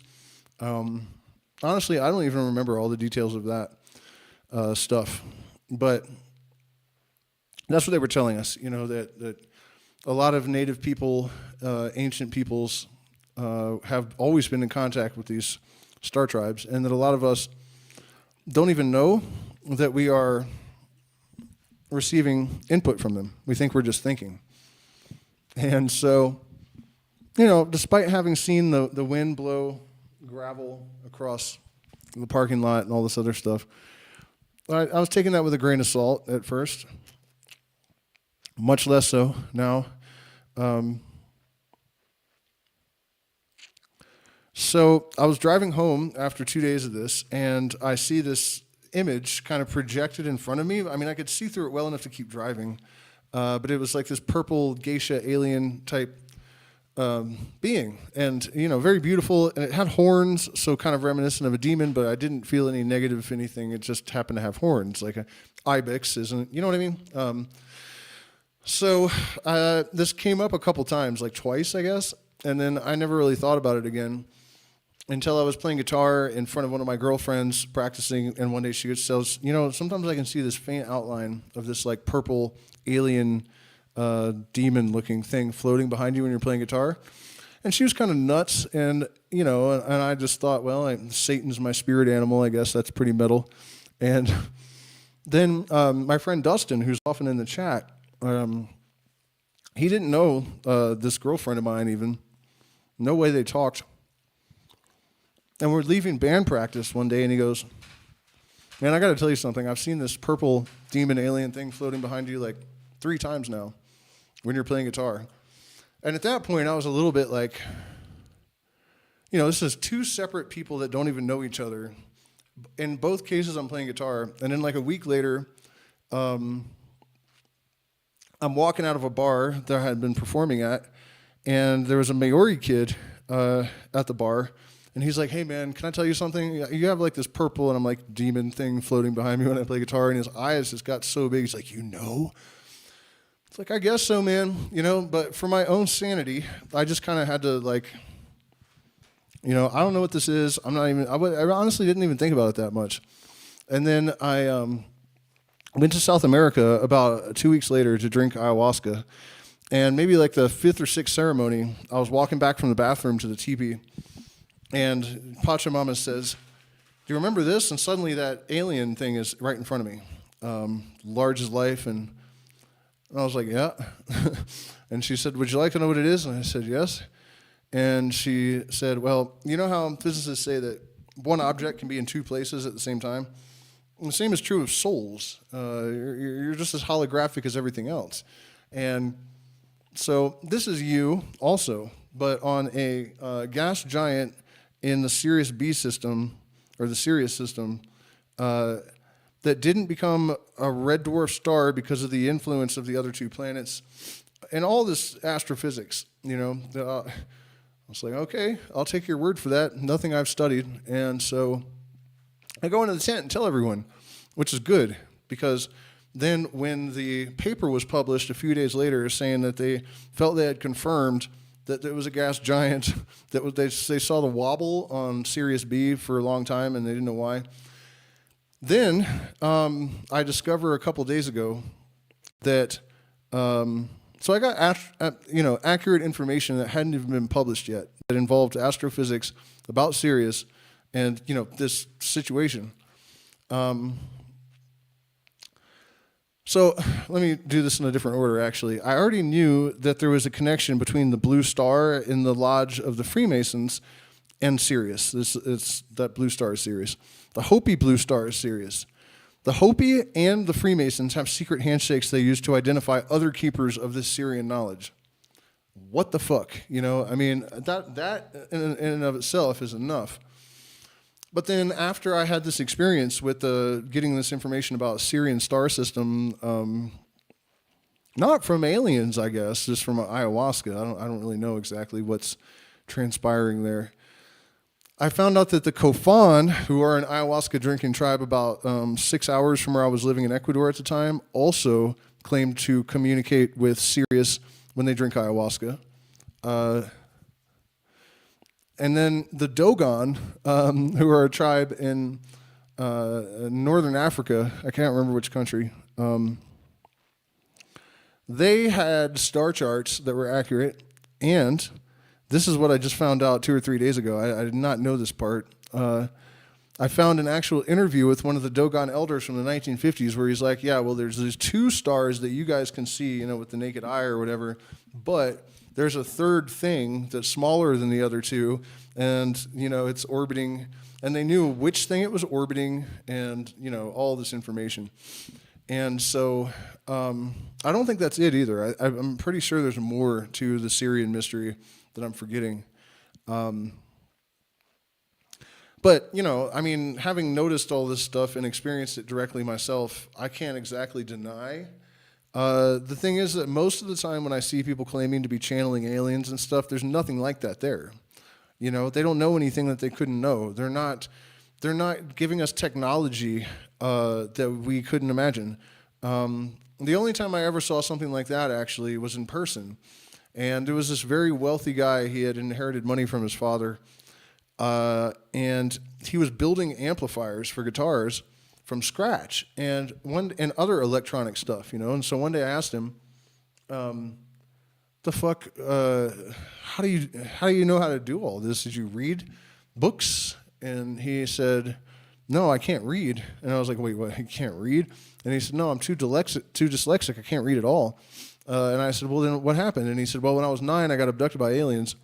And when I was on the ship, they just downloaded like how their ships work and how they turn. And he started describing it all in incredible detail about how these giant magnets are kind of like swiveling around. And I don't really remember it all. But then he pulls up his pant leg. And this is where we connect back to the Syrian thing and the mystery schools and all of that, because he had scoops taken out of his ankle in the shape of the Pythagorean tetractys, which is, when you see Masonic writing, if it's something important, when they make the abbreviations, they'll put one of those tetractys between each letter. Crowley does that in all of his books as well. And let me see. Yeah, here.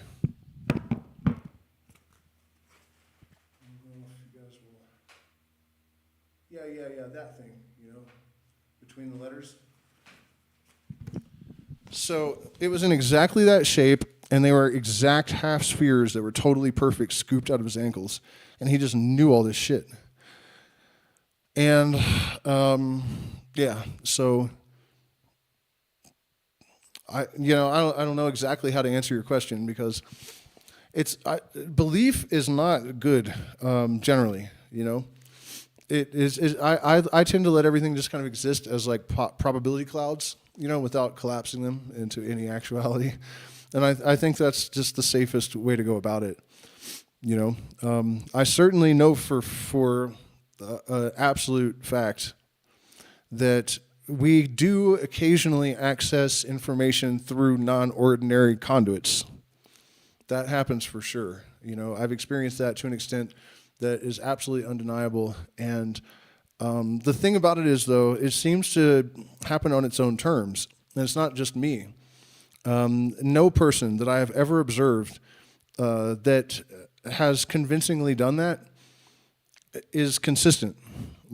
I think these things, either they're distributed or the process is regulated by a higher mind, so you're not really in charge of it, or it just leaks through every once in a while, probably as the result of some sort of mathematical algorithmic process that's happening in our minds,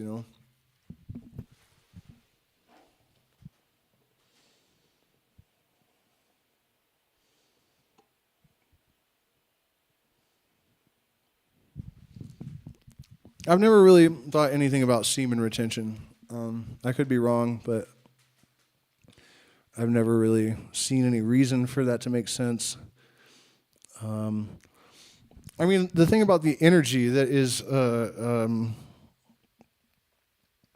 related to orgasm in the sense of it being like fundamentally creative, and prolonging orgasm for the purposes of, or not orgasm, but prolonging the pre-orgasm, the edging. Sex magic fundamentally is just extended edging with focused thought. That's like the most common practice. And it makes sense on a lot of levels. One of the mystery teachings that I think is one of the most important, it's not really a teaching. It's so hard to find language for this stuff. Observations, I guess, would be a better, understandings maybe, is that everything that happens on this plane of the universe has some sort of mechanistic basis behind it. People hate to hear that because they want to believe in the impossible. They want to believe in woo, but that's not going to make it true. You can believe in it all you want. It's not going to make it true.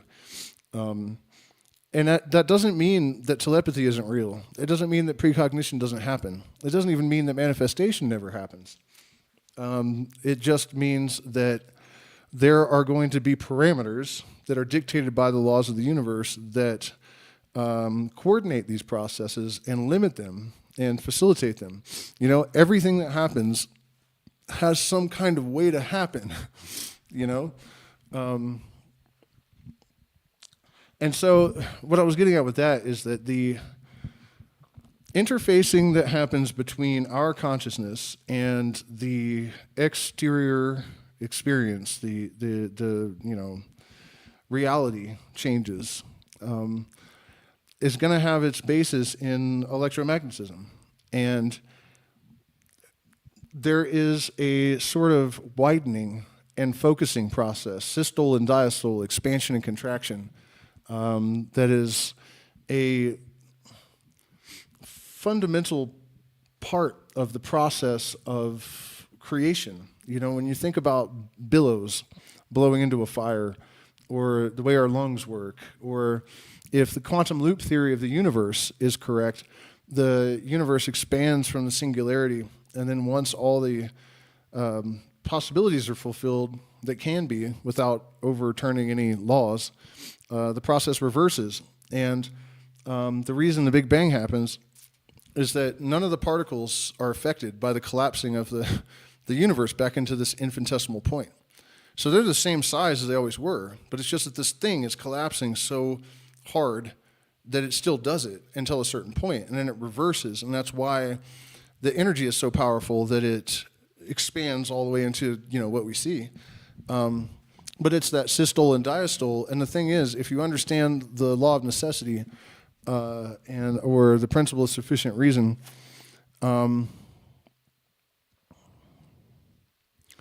then you know that if that happens, it's because it has to happen. So during sex magic, I think you are simulating that process of the universe in your microcosm. And so that's what happens. So if it is efficacious, then that would be, why. Because whatever you're trying to create, you're going through that same process of expansion and then collapse and reformulating the energy in that process.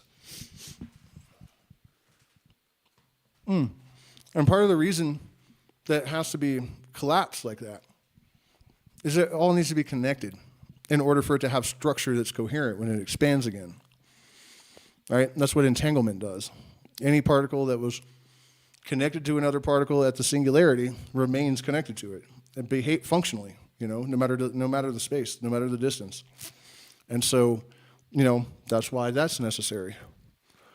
And this is what I was talking about earlier in the stream. I felt like it probably sounded arrogant. I don't even care. But, I was basically saying the knowledge that I have, the knowledge of the mysteries, the fact that it's not there to guide our society wastes a lot of time at best, because it's not like I can do a bunch of equations and solve these mysteries for science.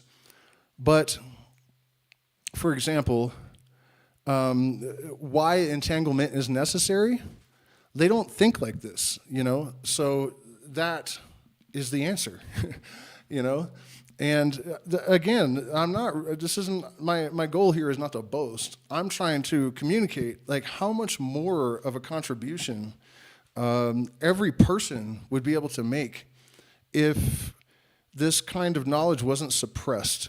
You know, and it's not even really. It is only accurately suppressed a little bit. Really, I mean, actively suppressed. Mostly, it is just. Other things are offered, you know, things that glitter but are not gold. And that's enough. They don't really have to, they tell you, you know, Freemasonry and the Illuminati is satanic evil. That's good enough. And then they just dangle, you know, carrots on sticks, and then they don't have to worry about it anymore. There's another thing that happened a little while ago that's a pretty good demonstration of how this sort of thing works.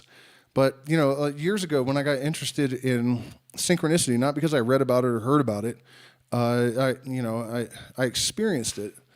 And so I over time came up with ideas about possible explanations on the physical level, how this stuff could happen.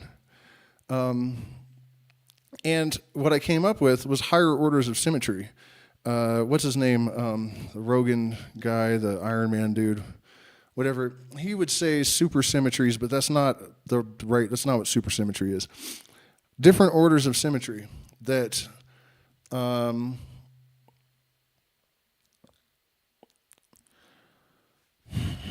they transcend boundaries of systems, right? So when you create more balance between your conscious and subconscious and you start experiencing synchronicities, it's because you have created greater symmetry and homeostasis, and then that aligns you with symmetries in the external world. So you start having these correspondences in your internal experience with your external experience. It's a form of symmetry. And so the reason that that occurs is that everything is made of light in a standing wave, right? All matter is light in a standing wave. There are scale invariant formulas in a photon, basically equations, that means that they don't change no matter what scale they're at. This is why, you know, a seashell and my hand and the Milky Way galaxy are all structured in Fibonacci. The light makes up everything, and so these symmetries are scale invariant. And this physicist was talking in this video about how they had like figured out this thing about symmetry and the larger systems in the universe and the singularity. You can watch my live stream about it. It's maybe a week ago. I don't remember the name. It's one of the best pieces of content I've ever and probably ever will make, really. Especially for people that have been watching for a long time, because they're like watching me see that this is, you know, that these ideas have actually been justified, I guess. And I know I'm not doing the greatest job at this point of explaining all of this. I mean, maybe I did. I don't know. But that's the kind of thing I mean. You know, when I was watching it, I was thinking if they hadn't been so arrogant and ridiculing mocking people, I don't blame them, because so many people from the spiritual world justify that. But really, the whole school of Hermeticism could have saved science a tremendous amount of time, effort, and money, I guess, long story short, you know.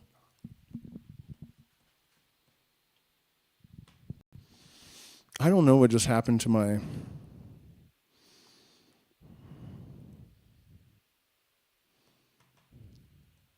Hello. I don't know why my webcam just went away. I mean, this makes no sense. Oh, I see. Just a second. Let me see if I can fix it. It should be fixed. Let's see.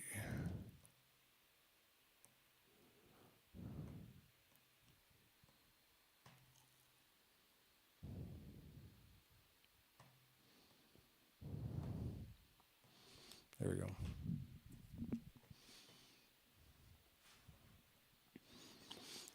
You know,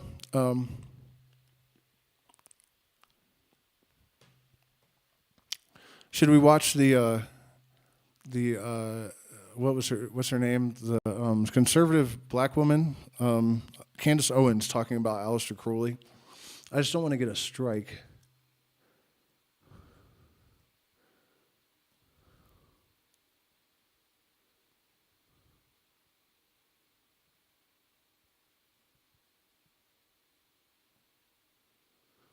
And then somebody asked, the purple demon thing is him. That's the story I got. I mean, I don't know what that means. You know, I have never seen this thing except in my own mind's eye. I haven't heard anything about it in, from anyone in years. But there's no getting around the fact that 3 different people that didn't know each other told me about this in the space of like 10 days. You know, so I can't really ignore it. It wouldn't be wise to read too much into it. But, you know, then that is followed by getting accurate astrophysics regarding another star system that, you know, there's no way I could have known. The information didn't even exist on the internet until 5 days after the ceremony.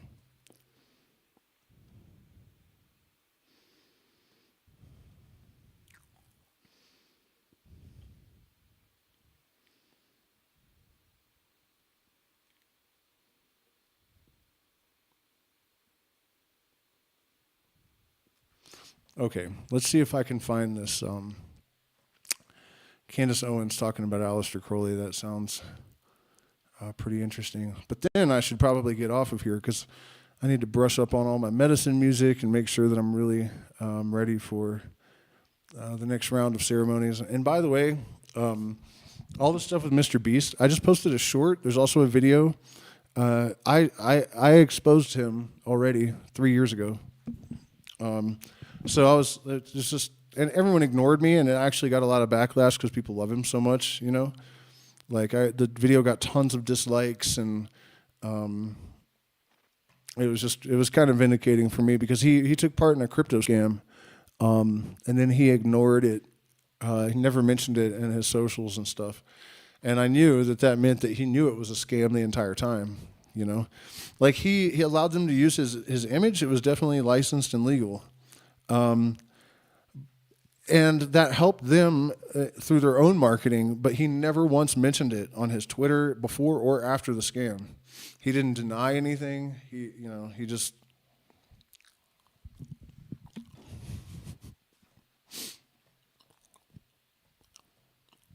And people were so mad at me. Like, how could you say this shit about Mr. Beast, dude? You're fucking blah, blah, blah. Okay, Candace Owens, Aleister. I have a feeling this is going to be hilarious. I probably shouldn't do this right now. I should do it as a separate stream, really, but...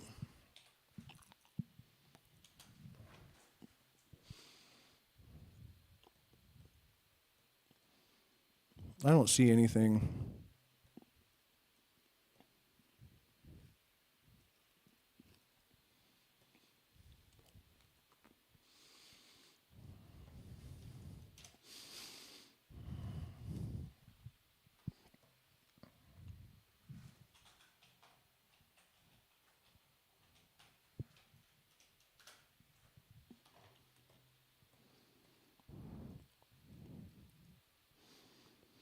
Oh. Maybe we do. This looks like it's a part 2 or something, though.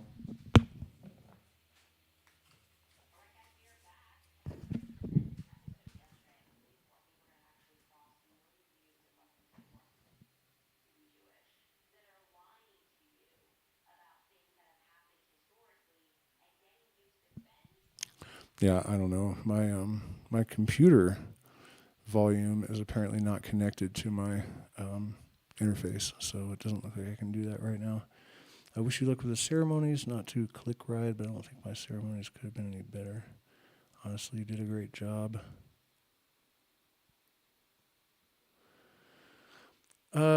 Walking Oni, it sounds like you came and visited me, but I honestly don't know who you are.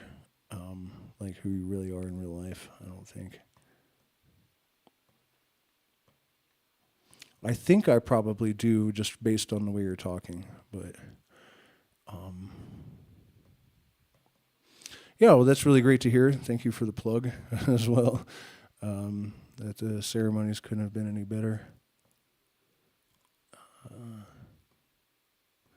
Yeah, but I don't know who you are in real life, so I'm not sure who it is that is giving the accolades at the moment. Holy shit, do we have a Christian fucking wackadoodle in here running his mouth? Yep. Goodbye. Sending Jesus straight back to hell. Okay, Organite. All right, well, if anyone has any questions in the last few minutes before I wrap up, and this has been a pretty long one. Also, please do hit the like button, share, subscribe.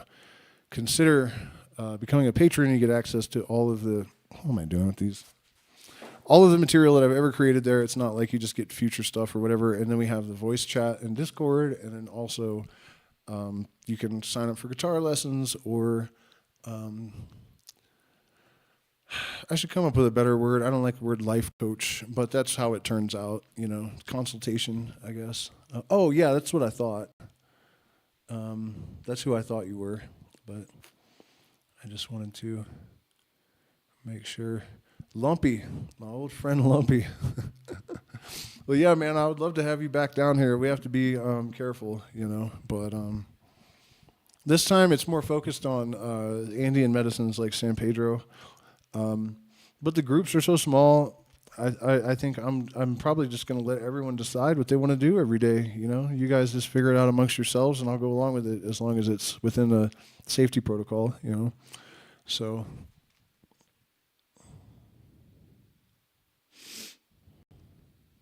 What's up, Mr. Fish Pondering?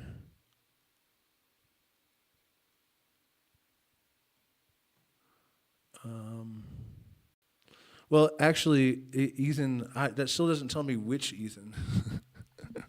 There are two of you. I mean, I'm pretty sure I know who it is, but there were two Ethans.